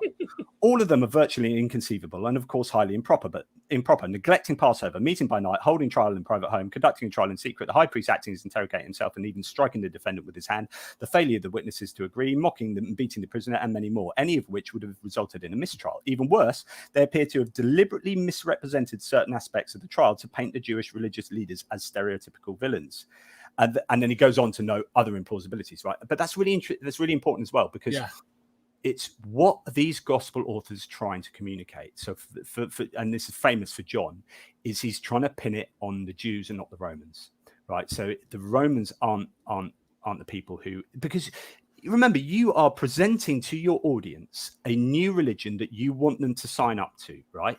So you are saying, here is this new religion, and you are presently, arguably, they're either Jews living in diaspora like communities or in the Jerusalem area and in Israel. So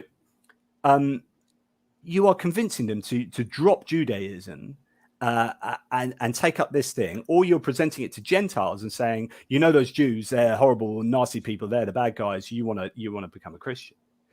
And this also goes to the heart of the matter with why Jesus is being presented as a Paschal lamb, but also why they're getting rid of other rules. This is about replacing the rules and regulations of Judaism. So imagine, Derek, right? You are a potential convert. I'm a Christian. I come to you and say, Derek, I've got this awesome new religion. It's Christianity, and it's about this dying and rising divine figure called Jesus. And this is how it works, blah, blah, blah, blah. And I explain it all to you. And you go, that's amazing. This is brilliant. This is brilliant, Jonathan Pearce. I love this religion. Sign me up. What do I have to do? And then I go to you. Well, funny you should mention that. I would like you to cut off the end of your penis. That's the first thing I want you to do. And you're going to go, what? What? So it's really important to understand the pragmatic implications of these Jewish regulations, which is to say, if I'm trying to convert shed loads of other people to this religion, this is what Paul was going through in these arguments he was having with the early church, which is to say that, are you serious? We've got to convince people to cut the end of their penises off? Like, this is not a big sell. Like, Derek, we had Derek and he's done a runner. You know, if I may, this is a wonderful point you make. In that same paragraph, going down to the second paragraph, he says, the same attorney general, if I'm not mistaken, he says, the Gospels are so completely wrong about first century Jewish religious politics. The Pharisees and the high priests were never in cahoots with one another. Nothing could be further from the truth.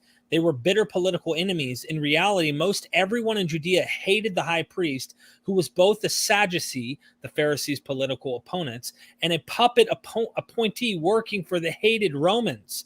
The Pharisees regarded the temple priesthood as mere ceremonial functionaries, doing the nation's spiritual grunt work, keeping the sacrifices going and maintaining the temple. Even the best of times, the Pharisees seemed to regard most high priests as little more than trained monkeys, saying a learned bastard takes precedence over an ignorant priest. Now, this is amazing. Yeah, ignorant high priest.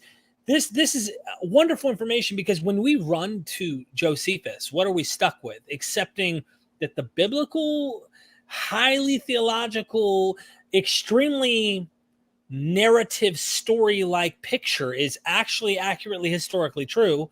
As example, Pontius Pilate. What a wonderful guy he is. I mean, he's a saint, you know. Pilate's a saint. God bless that man, you know.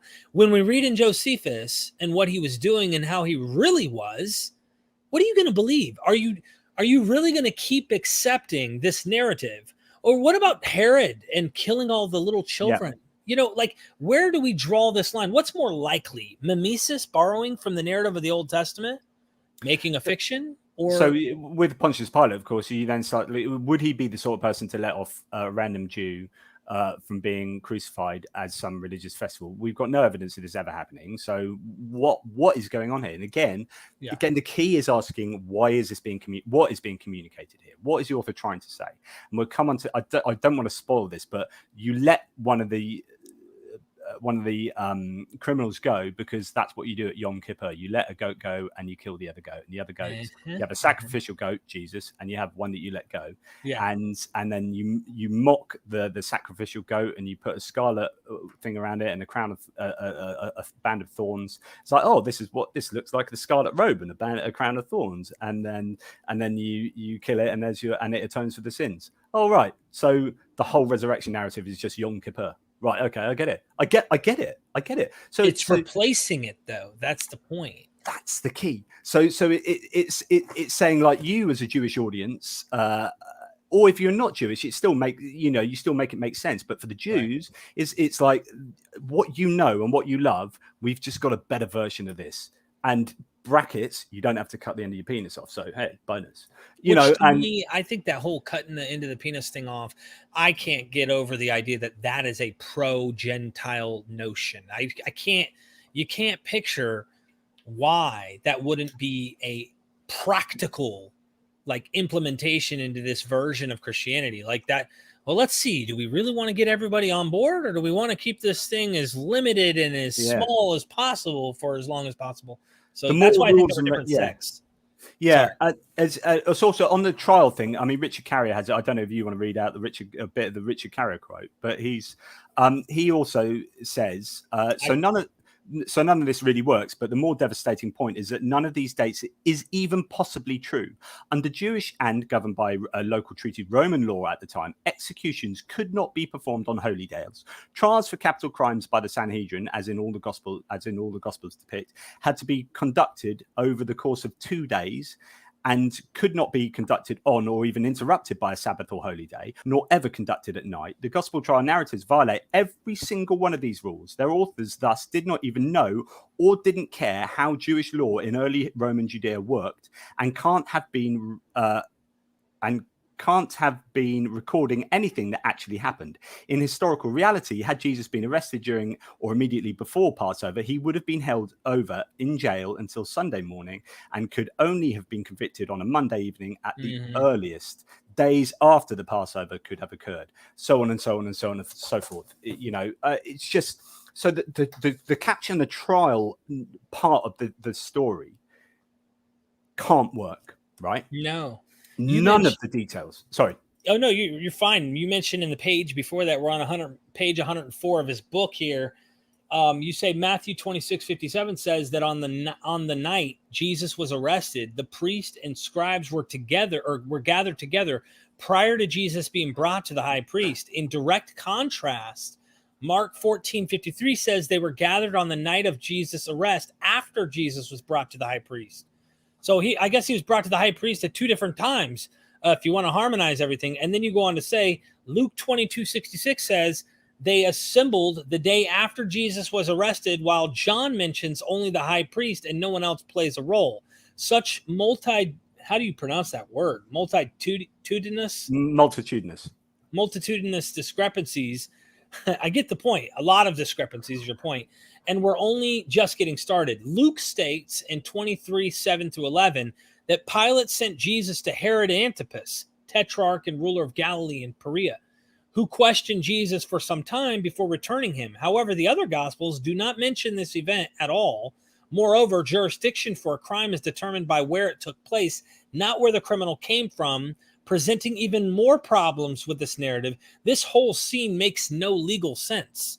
No, and it gets even worse, right? So you're not allowed to carry weapons on. So it has on a feast day. So you have when Jesus was arrested, Peter is carrying weapons. The people arresting him are carrying weapons, and also you have when the claim of Simon of Cyrene helps Jesus take the cross. He comes off from working on the fields.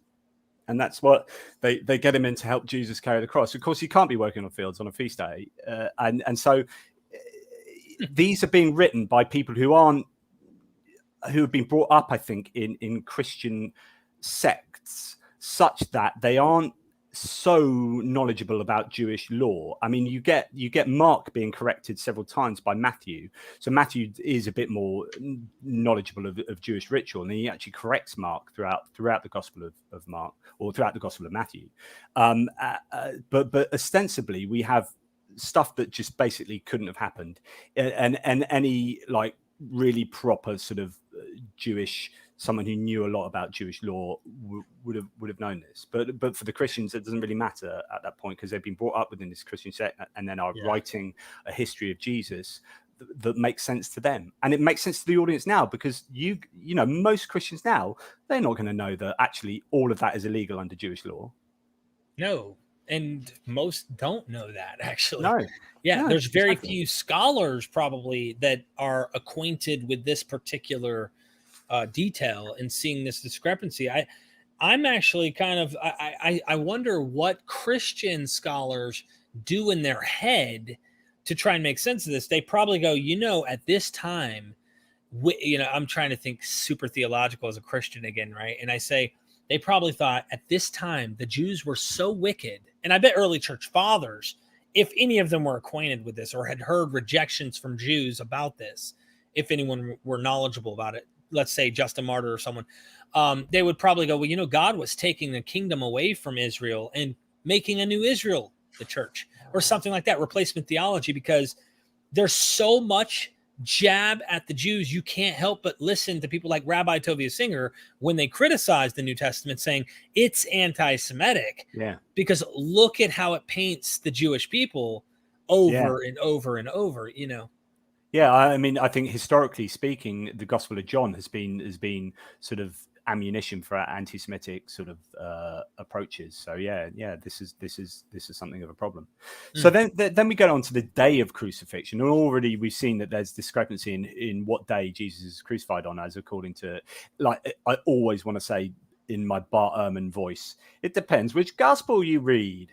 There are, again, contradictions here in the time of day. He not only the day, but the time of day. So, Mark has him in the third hour, so that's 9 a.m., the third hour after the 6 a.m. sunrise. Matthew has him crucified sometime after the 6th hour, which is noon. And then John agrees with Matthew. So, it's you have these problems that Christians always sort of try and harmonize by saying, well, they're using the Roman civil calendar in this situation, or they're using that, and it's like, no, the Mayan calendar in this. Yeah.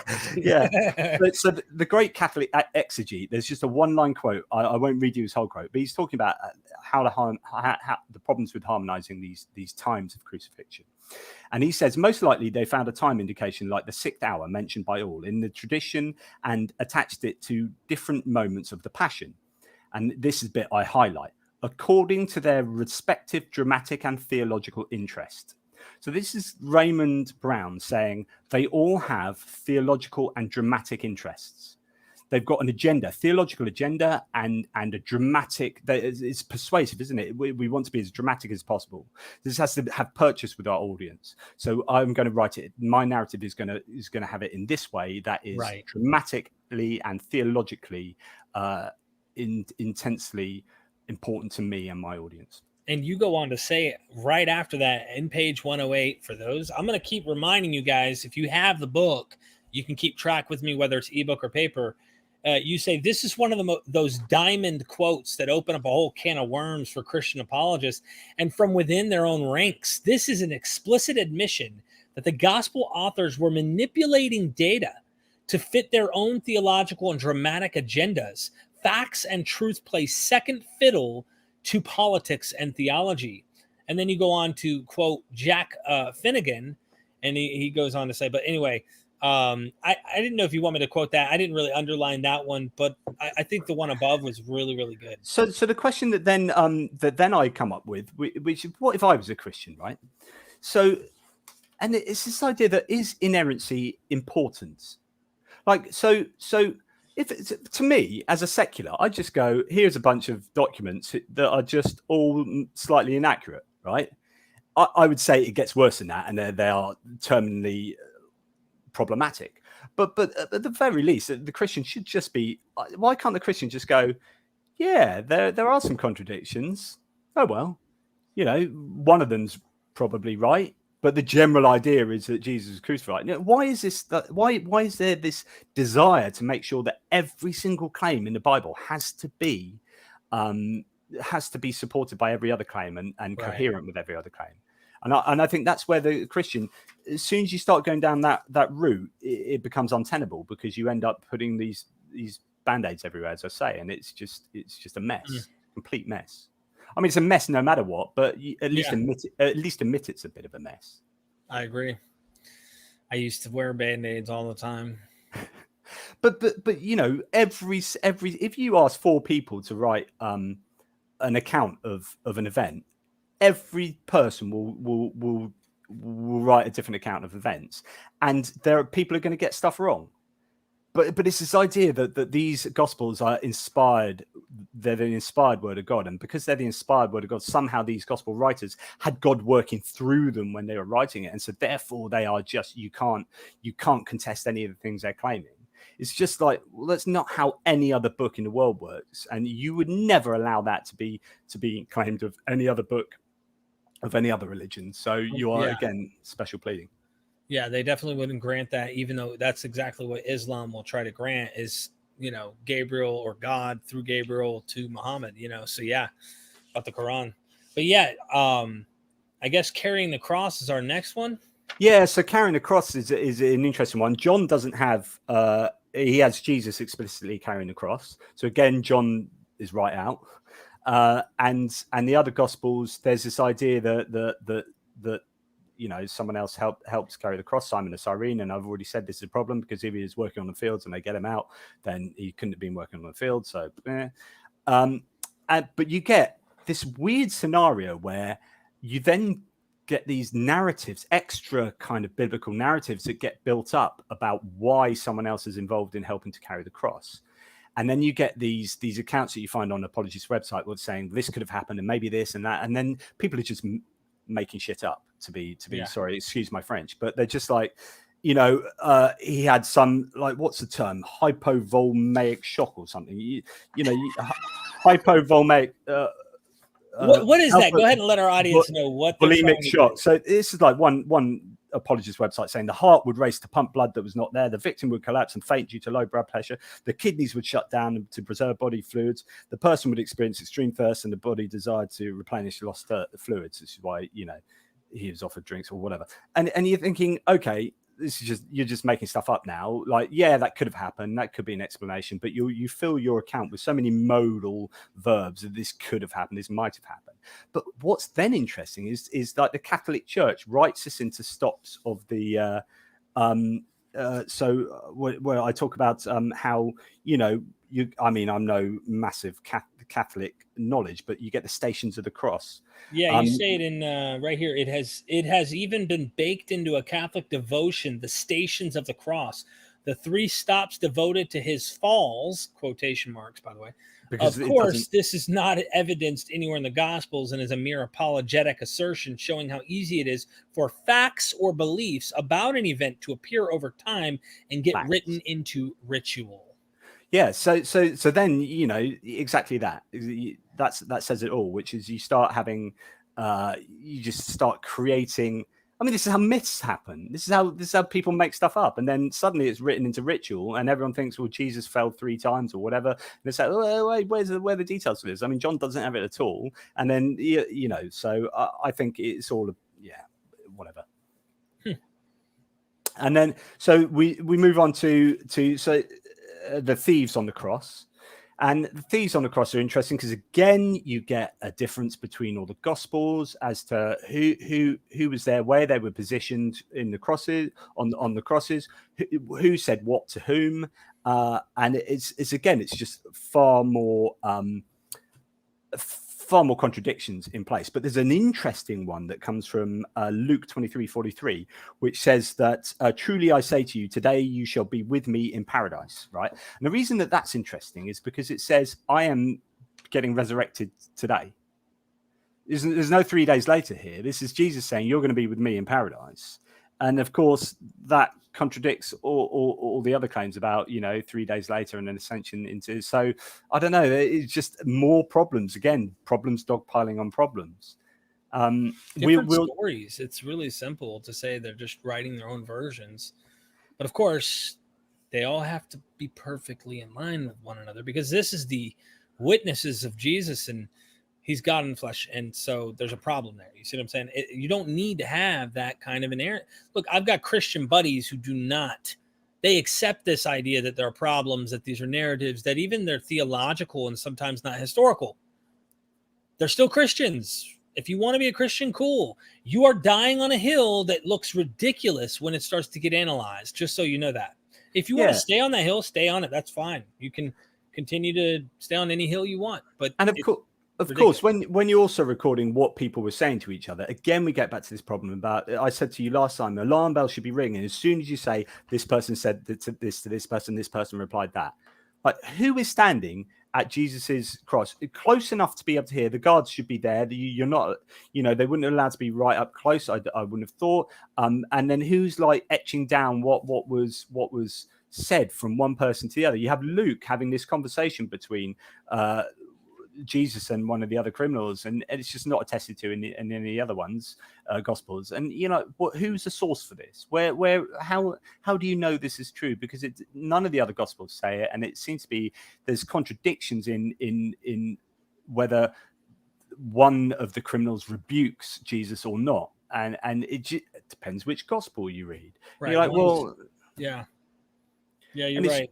And it's just every verse you come across, you're like, oh, I'm not happy about the accuracy here because the stories don't jive with each other. So and then I'll share this with you just because it's there it is. This is just, I mean, you can find these all over the internet, right? So this is nothing special, but this is the sort of thing that people put together to show contradictions. Okay, how many women went to the tomb? When did they go to the tomb? What did the woman see? What was said? Did Jesus appear to the woman? Which disciples went to the tomb? Did the disciples believe the reports of the woman? How many disciples did Jesus appear to first? Where were the disciples told to go, and where did Jesus send into heaven? And everyone gives a different answer. Yeah, and then they try to find a way to harmonize them all. Oh, no, they're just different perspectives. Yeah, go to Galilee. You'll find me there. Oh, nope, stay in Jerusalem. Like the accounts you can't be in two of this. Unless the disciples are also omnipresent, I don't see how you can be in both Galilee and Jerusalem at the same time. There's a lot of, this is the stuff I'm saying about inerrantist, and this is what we're really taking down. Also should cast doubt on like how reliable, how confident should you be in this narrative to begin with? Yeah, and you get some of these contrivances like, well, this person only said this person turned up. You're Mary Magdalene, and this person said 3 people turned up, or more people, and then you get this idea that but 3 people includes one person. So, well, that kind of apologetics is ridiculous, because it says that I could say, do you know what? Whenever I mention the number 1 million, I actually mean any number under 1 million. So it's like, how many people turned up to the party? 1 million. Well, okay, this person had 3. But 1 million includes 3. So, or like, we're both right.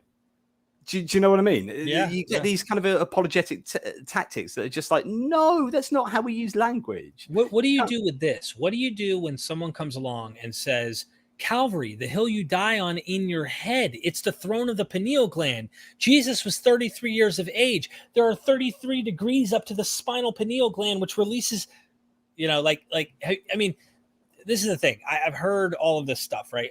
I'm MythVision. MythVision's had some pretty French stuff also find its way on the channel. So it's drawn in a lot of different ideas.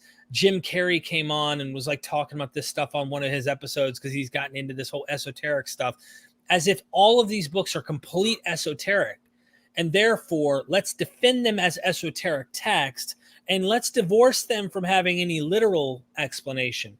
So technically, Jesus dying and rising again, he didn't really die. Jesus is you and me. And I think it's interesting, but I interviewed a scholar once that talked about astrotheology, and he said, don't you realize it? You are Christ. You're the one dying between two thieves. And this is what he said. The thief on the left and the thief on the right. One is your past, one is your future. Like, do you see how, like, who is telling you that that is how these things must be interpreted? And how do you know? Like, where is this guy saying, oh, by the way, nothing you're reading on face value means what it says. So when you look up the terms death and all these, they don't mean that. They mean something completely different. And who's the arbiter? How do you know that you're right? And you get all these questions about, well, your esoteric version is utterly different from this esoteric version. So what's your metric of comparing the accuracy? You know, how do you verify this?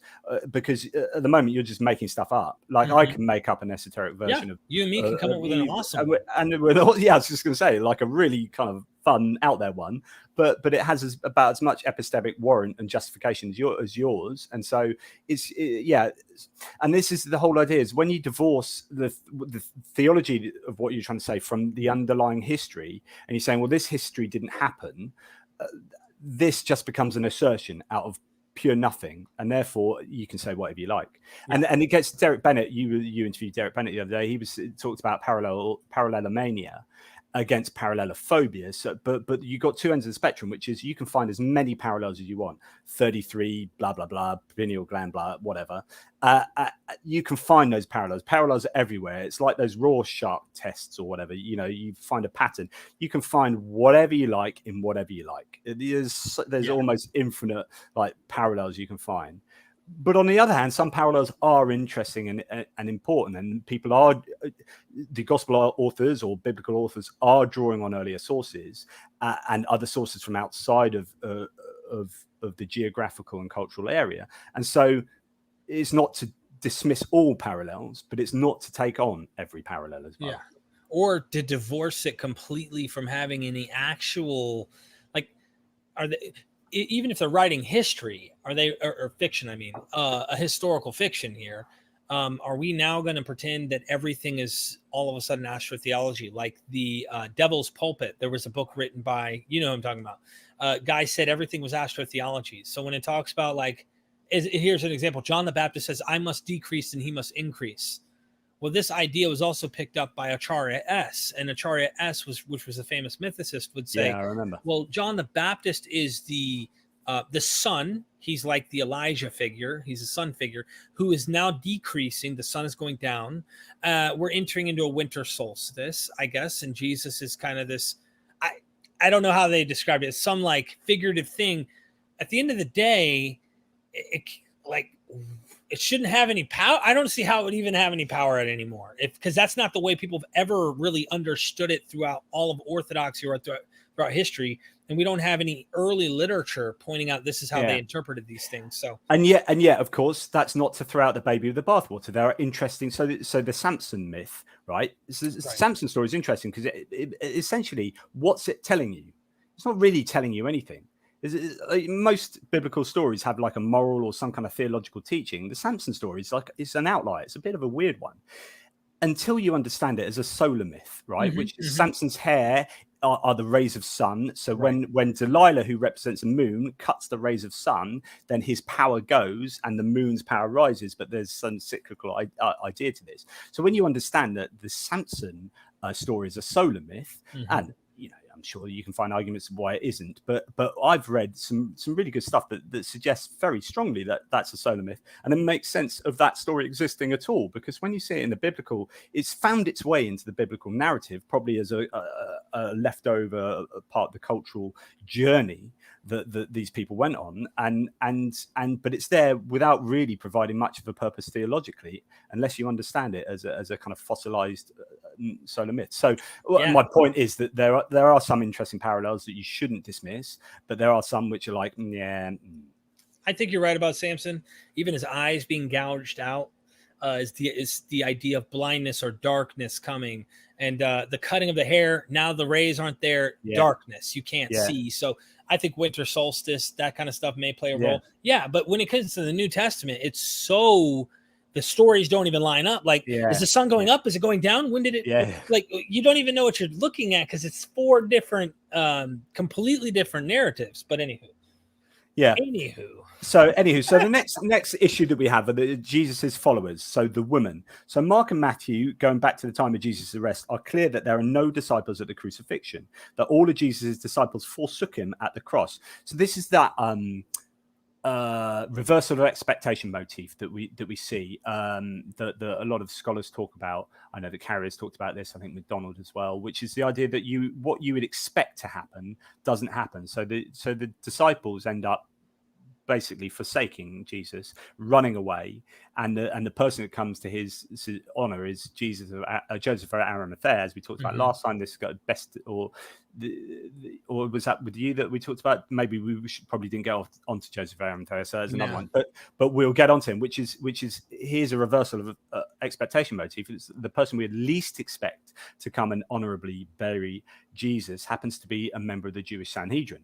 So what happens to the disciples? They all end up buggering off, and we're left with the woman there, and this is, and again, fulfilling that sort of reversal of expectation motif. But then Luke 23 confuses matters. So he says, and I quote Luke 23:48 and 49, and all the crowds who came together for this spectacle, when they observed what had happened, began to return, beating their breasts. And all his acquaintances and the woman who accompanied him from Galilee were standing at a distance seeing these things. So here we get, like, it comes back to the classic. You know, Matthew, Mark, and John say there's a couple of people here, and Luke says everyone's there. And this idea that the Christians sometimes go, well, a couple of people there is included in everyone, right? So no one's wrong. You know, we say that only this woman's here and that time, but actually one person is included in everyone. So, you know, there's no contradiction. You're like, that's not how we do numbers. I actually underlined at the bottom, but if I could read that paragraph there as quick as I can. Mark, and this is on page 113 of his book here. Mark has several, and Matthew has many women at a distance from the cross. Luke 23:49 could be seen to also support or contradict this description by nebulously including all his acquaintances being present. John, again, the outlier, takes it one step further and claims that at least one disciple was there, the one whom he loved. Tradition denotes this person as John himself, but who could be, as has been proposed, one or none of the following: Lazarus, Mary Magdalene, James, Jesus' brother, or an unknown priest or follower. Luke could be seen to be harmonizable at a stretch with Mark and Matthew, but John is in plain contradiction. Additionally, John includes Mary, Jesus' mother, present with several other women. John contradicts either all of the other authors or all minus Luke. Luke could be seen to agree with Matthew and Mark or disagree with everyone, essentially saying everyone was there. It's a mess. It would be quite the issue if Luke truly meant that everyone was literally there at the cross. This casts doubts as to either his sources were or those of Mark and Matthew. What another mass of confusion, you say? I think I confused everyone reading. Yeah.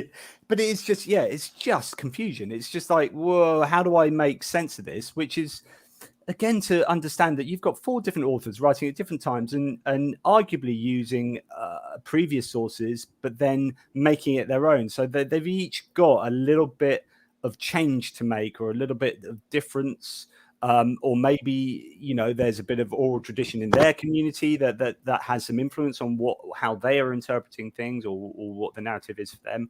And you've just got 4 different stories going on. Yeah. So there you go. So the woman at the tomb is yet another problem.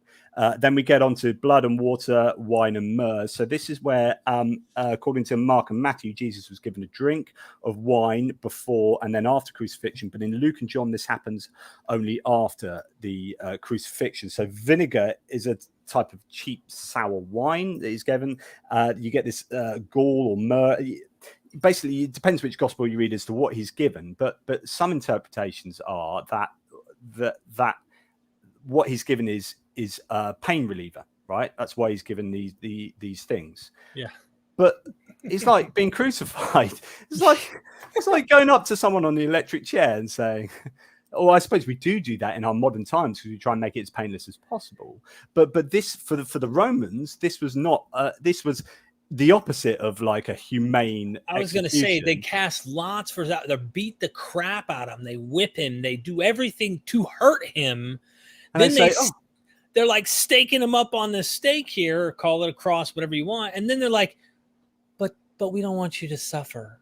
Yeah, get out of here. You know what I mean? Like, what the hell? Yeah. Yeah, so it's a bit of weirdness going on there, and it looks like, I mean, I was reading something recently actually that there could be an Old Testament. I need to find that though, so I don't really want to give any details, but it could be an Old Testament reference as to what he's given there. But again, you know, it's just certain things just don't make sense, and again, the dividing of lots. So the next episode we're going to talk about prophecies, right?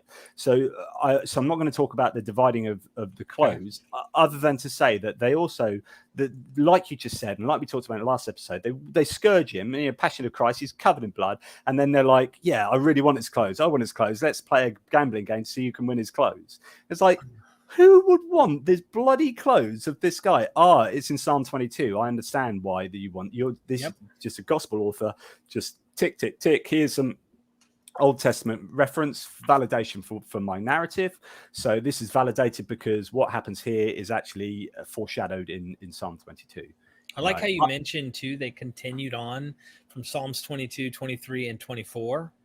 You show something. Most Christians just think Psalm 22, and they don't realize mimesis often. They don't care about literary intertextuality being connected here.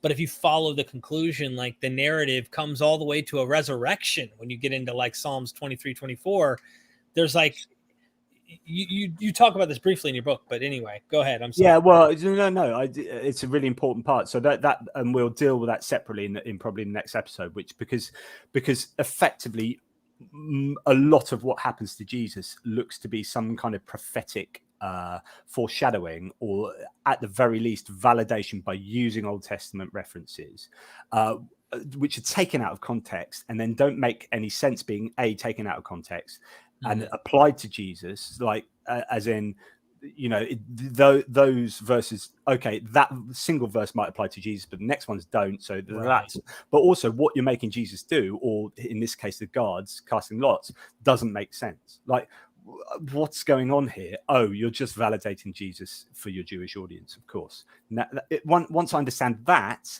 it all starts making sense. So Matthew 27, again, we did talk about this last time, but Matthew 27, we talked about this plenty, in fact, which is earthquake, the renting of the temple veil, darkness, and zombie saints. Again, either Matthew's the only one to have the zombie saints, certainly, and I think he might be the only one to have the earthquake.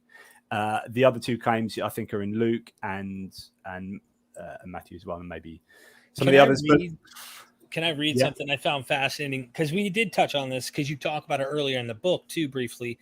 But I give it a whole chapter. In page 115, you say, I will, however, add some very pertinent points to my previous discussion. Darkness at death is a common motif throughout religions and history, whether it be Julius Caesar, Krishna in Hinduism, Romulus, Asclepius, Hercules, Alexander the Great, Atreus of Messene. I hope I'm saying that right. Mycenae. Darkness is so often a symbol associated with the death of important people. We also see many precedents being set in the Hebrew Bible, as I set out in my book, The Nativity, A Critical Examination. Jesus had to be a bigger and better than contemporary historical and religious figures, both externally and internally into the Jewish context. Whatever Caesar did, you said this earlier, Jesus could at least do. Moses, Jesus was the new upgrade. And then you go on by quoting Michael J. Alter. Do you want to read that part, or do you want me to? Yeah. If Go the ahead. if the darkness was in fact a miracle, the silence from history is equally miraculous. Would it not be common sense to expect the Greeks, Romans, the Chinese, or others to have noticed and reported such darkness occurring at the time of the month when a solar eclipse was impossible? There is no historical evidence that this astronomical event occurred. So again, this goes back to what we talked about in the first episode, which is the absence from silence argument. Yeah. So the absence of evidence is evidence of absence when you would expect it, right? We would expect people to have talked about the darkness, the earthquake, the zombies parading around Jerusalem, and the temple veil being ripped in two, right? No one mentions this anywhere outside the gospel, and even some of the gospel authors don't mention some of these claims. So what we have is that didn't happen. Like, the most rational conclusion to take here is that those things didn't happen. But especially when we know they didn't happen, because or at least we can very probably say they didn't happen, because we say that at exactly the same instances in other contexts. So when Julius Caesar died, there wasn't darkness. None of us believe that. Historians don't believe that. Some of the contemporaneous historians might, because they were A, superstitious, and B, had their own agendas. They might have been pro-Caesar, and so therefore, you know, they themselves feel the significance of the event. But essentially, we don't believe any of these claims when they're applied to someone else. Why the heck should we believe it when applied to Jesus? Right. I agree with you. And you talk about the temple veil, how massive it really was. Holy crap. We're going to get to a quote that I definitely highlighted, but you said there are a number of non-biblical accounts of phenomena concerning the curtain. And this is the point I was going to bring up, that you got to get this freaking book. I'm telling you. You see the stains on it? That's me eating and then touching this cover, you know. Nice. Anyway, there are a number of non-biblical accounts of phenomena concerning the curtain, such as Titus. Now, listen up, everybody who wants to believe in these interesting narratives in the Bible. A Roman general, Titus, entering the Holy of Holies, slashing the curtain, supposedly causing blood to miraculously spurt out. In this case, we rightfully do not believe this of Titus. No one does. But I don't know why not. Why don't we believe it? I mean, if we're willing to grant the Gospels, we're willing to grant what's going on in the New Testament, why aren't we reading Josephus and these other historians and say, you know, that happened? Because it goes back to confirmation bias. And when I talk, someone in the comments said, thank you to me for talking about garbage in, garbage out. So I use Bayes' theorem in assessing probabilities and the likelihood of different hypotheses being true against each other. But of course, if you're putting garbage into your function machine, you're going to get garbage out. So if you're saying, well, the Gospels are just superb evidence, like the sources are just tremendously good quality sources, then you're much more then the probability that you'll get out of the function machine once you put that into it is going to be far higher than people like us who say, well, actually, these are poor levels of evidence. Mm-hmm. So therefore, the data is poor and the prior probability is poor. So you are not rational in believing this. But the Christian will say, I'm rational in believing this because the level of evidence for and the value I ascribe to the Gospels is superb. There's our problem. Thank you. Yeah, I didn't want to take too much time on that. I know we've been going for a minute too, and it didn't even feel like we were going this long. But yeah, are we talking about what Jesus said? So then we've got. I mean, we can just if we're a bit under the cosh. So this is famously, like, everyone knows that what Jesus said when he died is different in the Gospels, right? And they all disagree.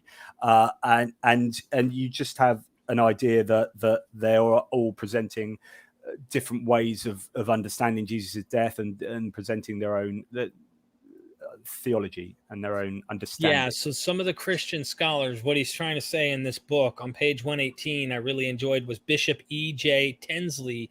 And then also the next one, I believe, is a German priest and New Testament scholar, Rudolf Schnackenberg. Yeah, he pretty much is trying to say, well, look, okay, these contradictions, okay, really, Jesus on the cross is like a symbol for the church and you being close to God. Like, you know, I'm really giving a horrible analogy, but he says they are standing by the cross, apparently near Jesus. Whether this is historically probable, hint, I see problems in this, he's saying, since the guard would scarcely allow spectators to approach so closely, does not worry the evangelist. He is concerned with the deeper meaning of the scene. Oh, wow. Exactly. So it doesn't matter the fact that no one could stand nearby and overhear conversations and overhear what Jesus was saying. So realistically, the only source to these is a guard, you know, who is just a Roman dude.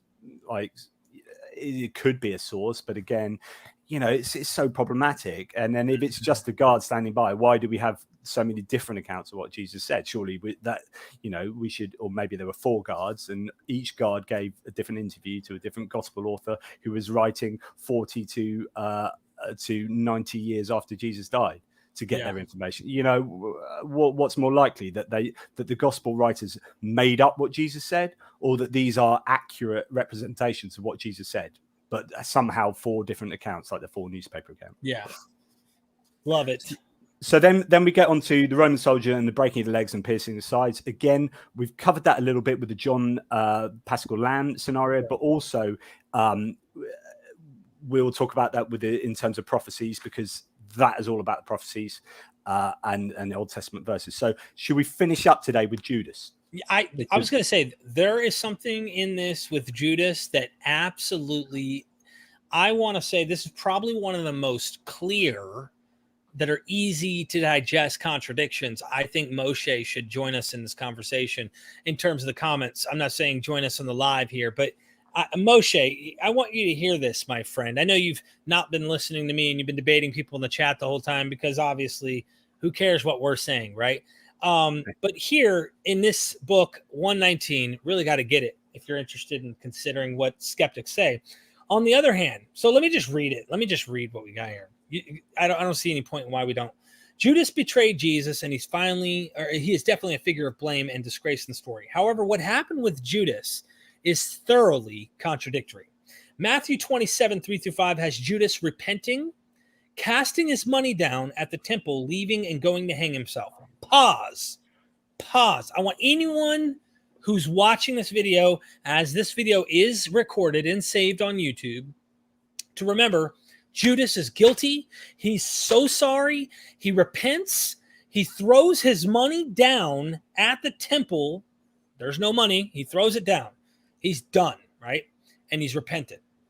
On the other hand, in Acts, with many people thinking Acts was written by the same author as the Gospel, Luke does not have him repent. He doesn't repent. Has him buying a field. So what did he do? Like, he threw the money down, walked away, was repentant, then went back and picked the money up off the ground to go buy a field? I mean, when do you draw a line in your head and say, okay, I'll grant that. I realize that he threw away the money, but in this account, he goes and buys a field with it. Interesting. So I just love this. The headlong, him falling headlong. He goes on and he buys this field. So it's important that price of wickedness, though. So that's a quote. So he buys the field, quote, with the price of wickedness. So it is. There's a real different theory. One, he repents and throws the money down. The other, he's taking the money and with the price of his wickedness is buying this field or farm, depending on how it's translated. Right. But yeah, carry on. Both theological, obviously. But the interesting part is when he hangs himself and he falls headlong, okay, where he burst open in the middle, and all his intestines gushed out. All in Jerusalem presumably knew this incident, and it became known to all the residents of the temple. There is no element of Judas choosing his own end here, as he dies by an act of God. This represents a huge shift in theology and philosophy. Yet again, we have a claim of this, as according to Acts, being an event to fulfill scripture, prophecy in Acts 1:16. Brethren, the scripture had to be fulfilled, which the Holy Spirit foretold by the mouth of David concerning Judas, who became a guide to those who arrested Jesus.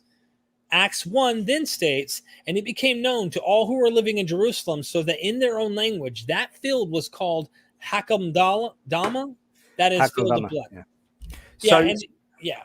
Yeah, so what you have is two completely different incidents happening. One, Judas hangs himself, and in another, he falls headfirst and his intestines explode. So you get Christians saying, well, this could be the same story. So he could hang himself, and then a branch could break. But then how does he fall head first? Like, if you hang yourself, you fall feet first. I mean, and then your guts don't just explode out of your body, and then because of that, this is called the field of blood. Actually, so this is called something called name etiology. So etiology is something that happens a lot in when the Bible actually happens a huge amount. So, for example, Sodom and Gomorrah, you get the idea that the pillar of salt explains these salty area around the Dead Sea.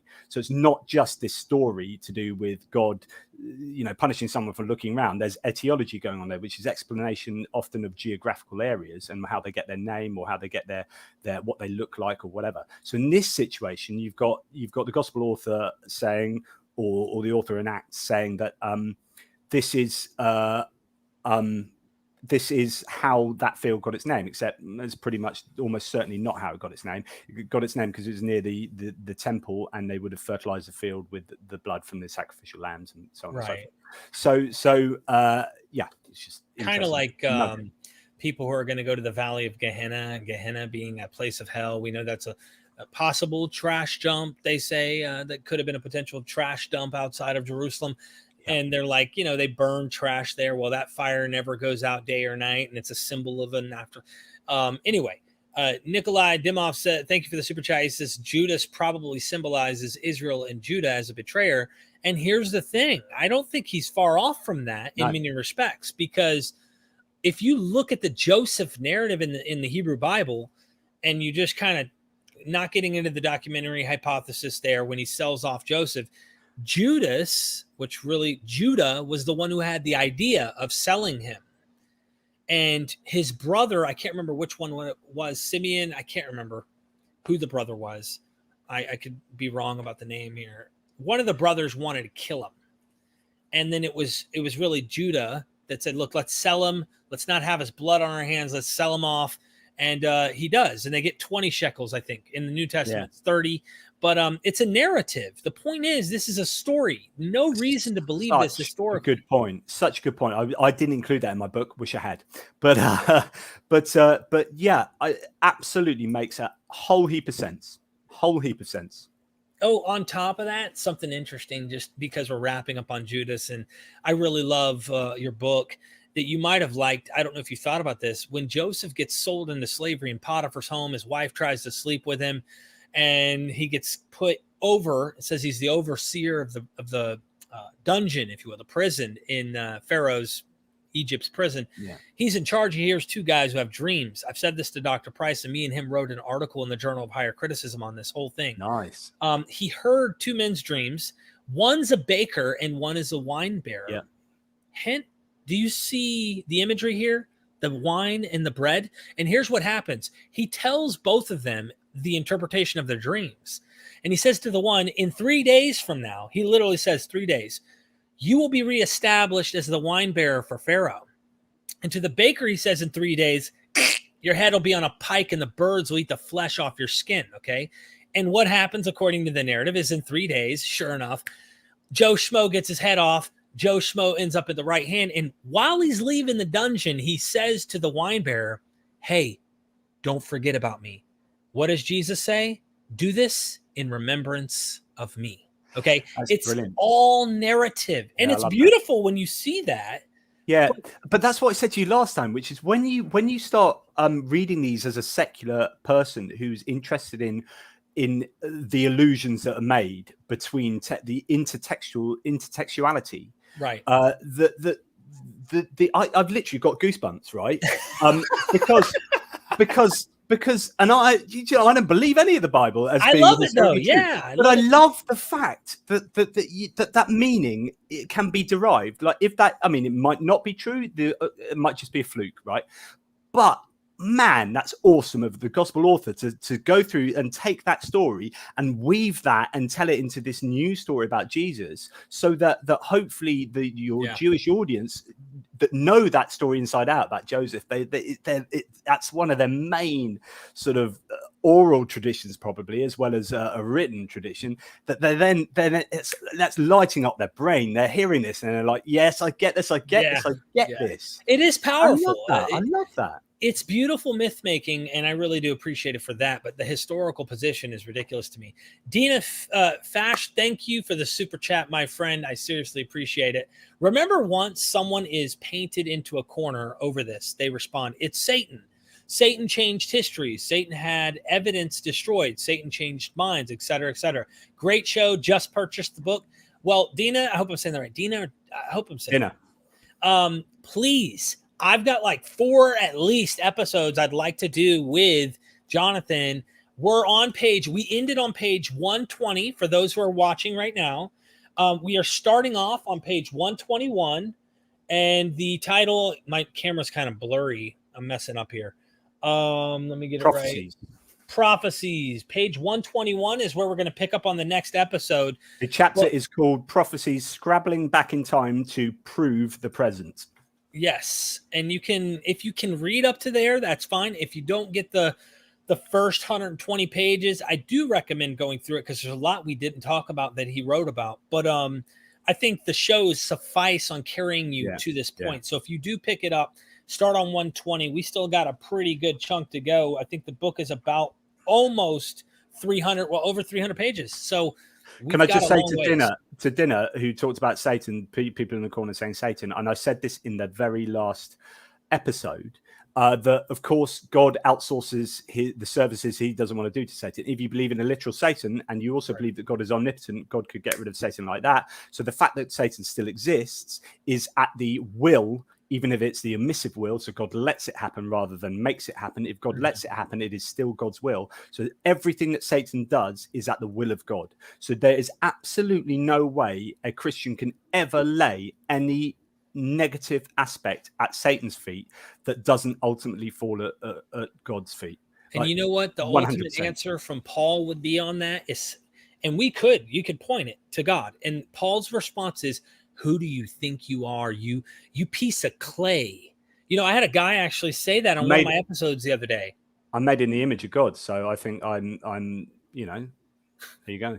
You're in his image, but you're made of clay. Like that was literally one of the people in the comments. I think they were coming from this and they were upset at what I was saying or what someone was saying on my channel. I looked at it and they were talking about, oh, look at these pieces of clay talking like they know. I think that person should probably read the Epic of Gilgamesh and the Enuma Elish and the Mesopotamian creations, and then come back to us and talk about clay, because it looks like that's been stolen from cultures that were surrounding the historical sort of Israelite country. So yeah, and it's like the Garden of Eden. I mean, you've done all this with Josh and other eminent scholars, but when you look at the Garden of Eden, the Tree of Life, the serpents, even even the rib, you can look, and the clay, you can look to the cultures, the Mesopotamian cultures surrounding the biblical societies, and find that all those creation myths have their genesis in outside of the area. So, and time. I think you're right, and that's the most sense that I make. The intertextuality there is clear, and I like it. That's why I do what I do. I still love it, looking at it in an entirely different way. But it has no epistemic or ontological, it doesn't have any weight on me or any bearing on my life in that respect. It's literature now. And I've actually, they talk about, they demythologize the Mesopotamian myth, and they bring God and they make God this. Well, I've done that with the Bible now, and realizing what it actually is in literature. It's men writing. There is no woo woo. Oh God, the spirit made this thing. Like, I'm out of that. I'm not Yeah. in that anymore. But I'm looking for connections and stuff. As I've said to you plenty in the last episode. So my trilogy started with the Nativity book. That one's a lot thinner because the Nativity doesn't have nearly as much narrative about it. It only appears in 2 Gospels. So that started the ball rolling. Then that came. Then along came the Resurrection, and I'm now writing the Exodus, a critical examination of the Moses story.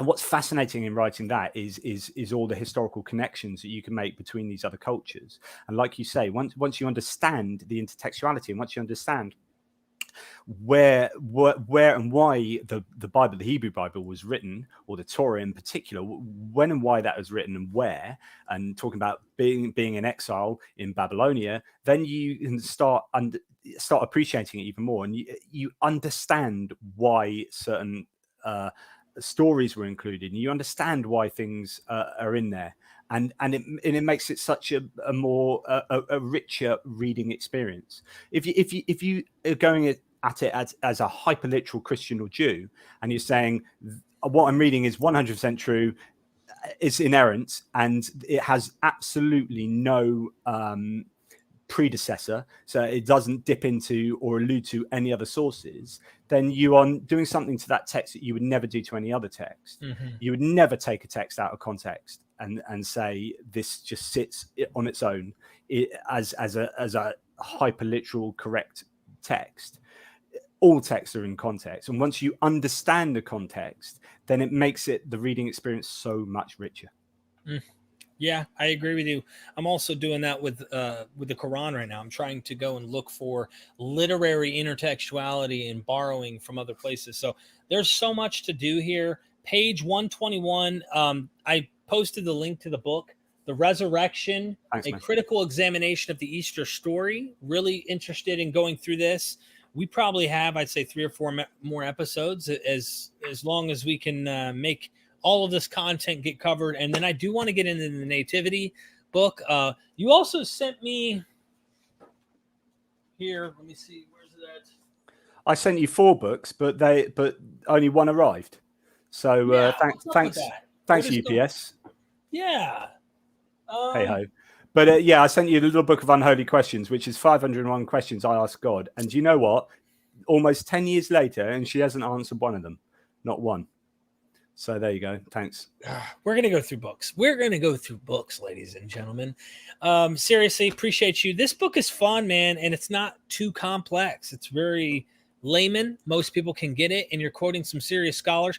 And just listening to the quotes you bring up of Richard Carrier makes me excited about seeing him next week, because he's a sharp mofo, dude. I mean, this guy is definitely very sharp.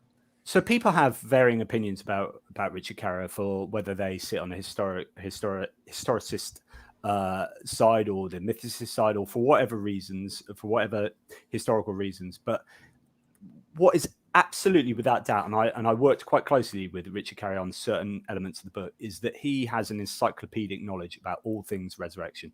He really, really does, and he was really helpful, particularly, as I said to you before, particularly with the death, the execution and the death, and the Jewish laws involved in that. Because I actually changed my mind on as any good skeptic should, when they are presented with good evidence. So I used to think that like John Dominic Crossan, that Jesus was left to rot on the cross and be picked at by carrion. And now I don't believe that. So I believe he would have been taken down by a pious Jew, because actually they definitely didn't like dead people being hung up after sunset. And you can see that in Jewish law. So he would have been taken down, but he just wouldn't have been put in an empty tomb. That's the bit that doesn't jive. So yeah, I'm looking forward to it. There's so much. If you're a Patreon member, like I showed at the beginning, I'm going to go and pop this back up one more time. If you guys are Patreon members, you can, did I pop it up? No, I did not. Add to stream. That might help. You guys can join, ask questions. I'll go interview scholars. Right over here is my messages. I've got one message right now I need to check. If it's a question to a scholar, any particular scholar I visit, you guys are more than welcome to send those questions. And these are the videos asked of Patreon. Most of these are actually from Patreon members. So you get like a specific video with your name, like it's made for you. You're asking it to these experts, and it goes on. The list goes on. I load more pop up. If it'll load, I don't know why it takes so long when I'm doing lives. Maybe it's the internet. Also, go check out his blog. He's got the blog here, A Tippling Philosopher. That's all in the description. And he also has a YouTube channel. Go subscribe to his YouTube channel. Help grow that channel. He's interviewed Dr. Joshua Bowen, and he plans on, I think, having me on one day. Yeah. Hopefully fairly soon, actually, because I don't do enough on my YouTube channel because just too busy, basically. And it's like too many fingers and too many pies. But it is something I would like to nurture. And I'd love to have you on to talk about your own personal experiences of deconversion. I think it'd be fascinating. Awesome. Well, I'd be happy to do that, man. Just let me know. Everybody, if you want to help support, you know the ways you could do it. Seriously, until next time, we're going to continue. What are we going to stop at? Have you decided where we're going to stop? Maybe to let our audience know when they're reading along with the book? No, but that prophecy one should be quite a big one. We'll definitely do prophecies, Joseph of Arimathea, and then it starts getting on to the death and burial, that's a big old set of stuff, because there's quite a bit of unpicking to do about how Jesus would have been crucified or would have been executed, because I don't think he would have been crucified, actually. Okay, so do you want to do just chapters 11 and 12? 11, 12, and maybe 13. Maybe 13. You let me know. So everybody who wants to get ahead of it, they can, and be ready for the episode. And you guys can be in the chat, like rooting us on and you know, saying things, all that. Yeah, that's fun. Awesome. Well, I'm looking forward to it, man. Seriously. It won't be next week because I'll be in California. With Dr. Dennis R. McDonald and Dr. Carrier, and I'll be with them all week. So sounds awesome. Cool deal, brother. That's like nerd paradise. It seriously is. I'm excited. I can't tell you how excited I am. I just need to get more questions made up now, so I'm not like on the spot coming up with the ideas that I've read from their books and stuff. I want to have Patreon members see the production and go, holy crap, man, I've got a couple videos in my name, you know, where he asks my question, and Richard Carrier or Dennis McDonald or both, because I want to get videos with both of them. Like on the one video, have both seated, and here I am interviewing two guys. Nobody's ever done that, so I want to try and like make history with that. Yeah, that'd be brilliant. Well, good luck with that. Thank you. I'm going live here in a minute. I don't know if it's a live or pre-recorded. I'm not really sure. On Gnostic Informant's channel, I'm going to share it in my community tab on MythVision right here on YouTube, also on Facebook, Twitter, whatever. Come check me out. Come hang out with us. Love you guys, and never forget, we are MythVision.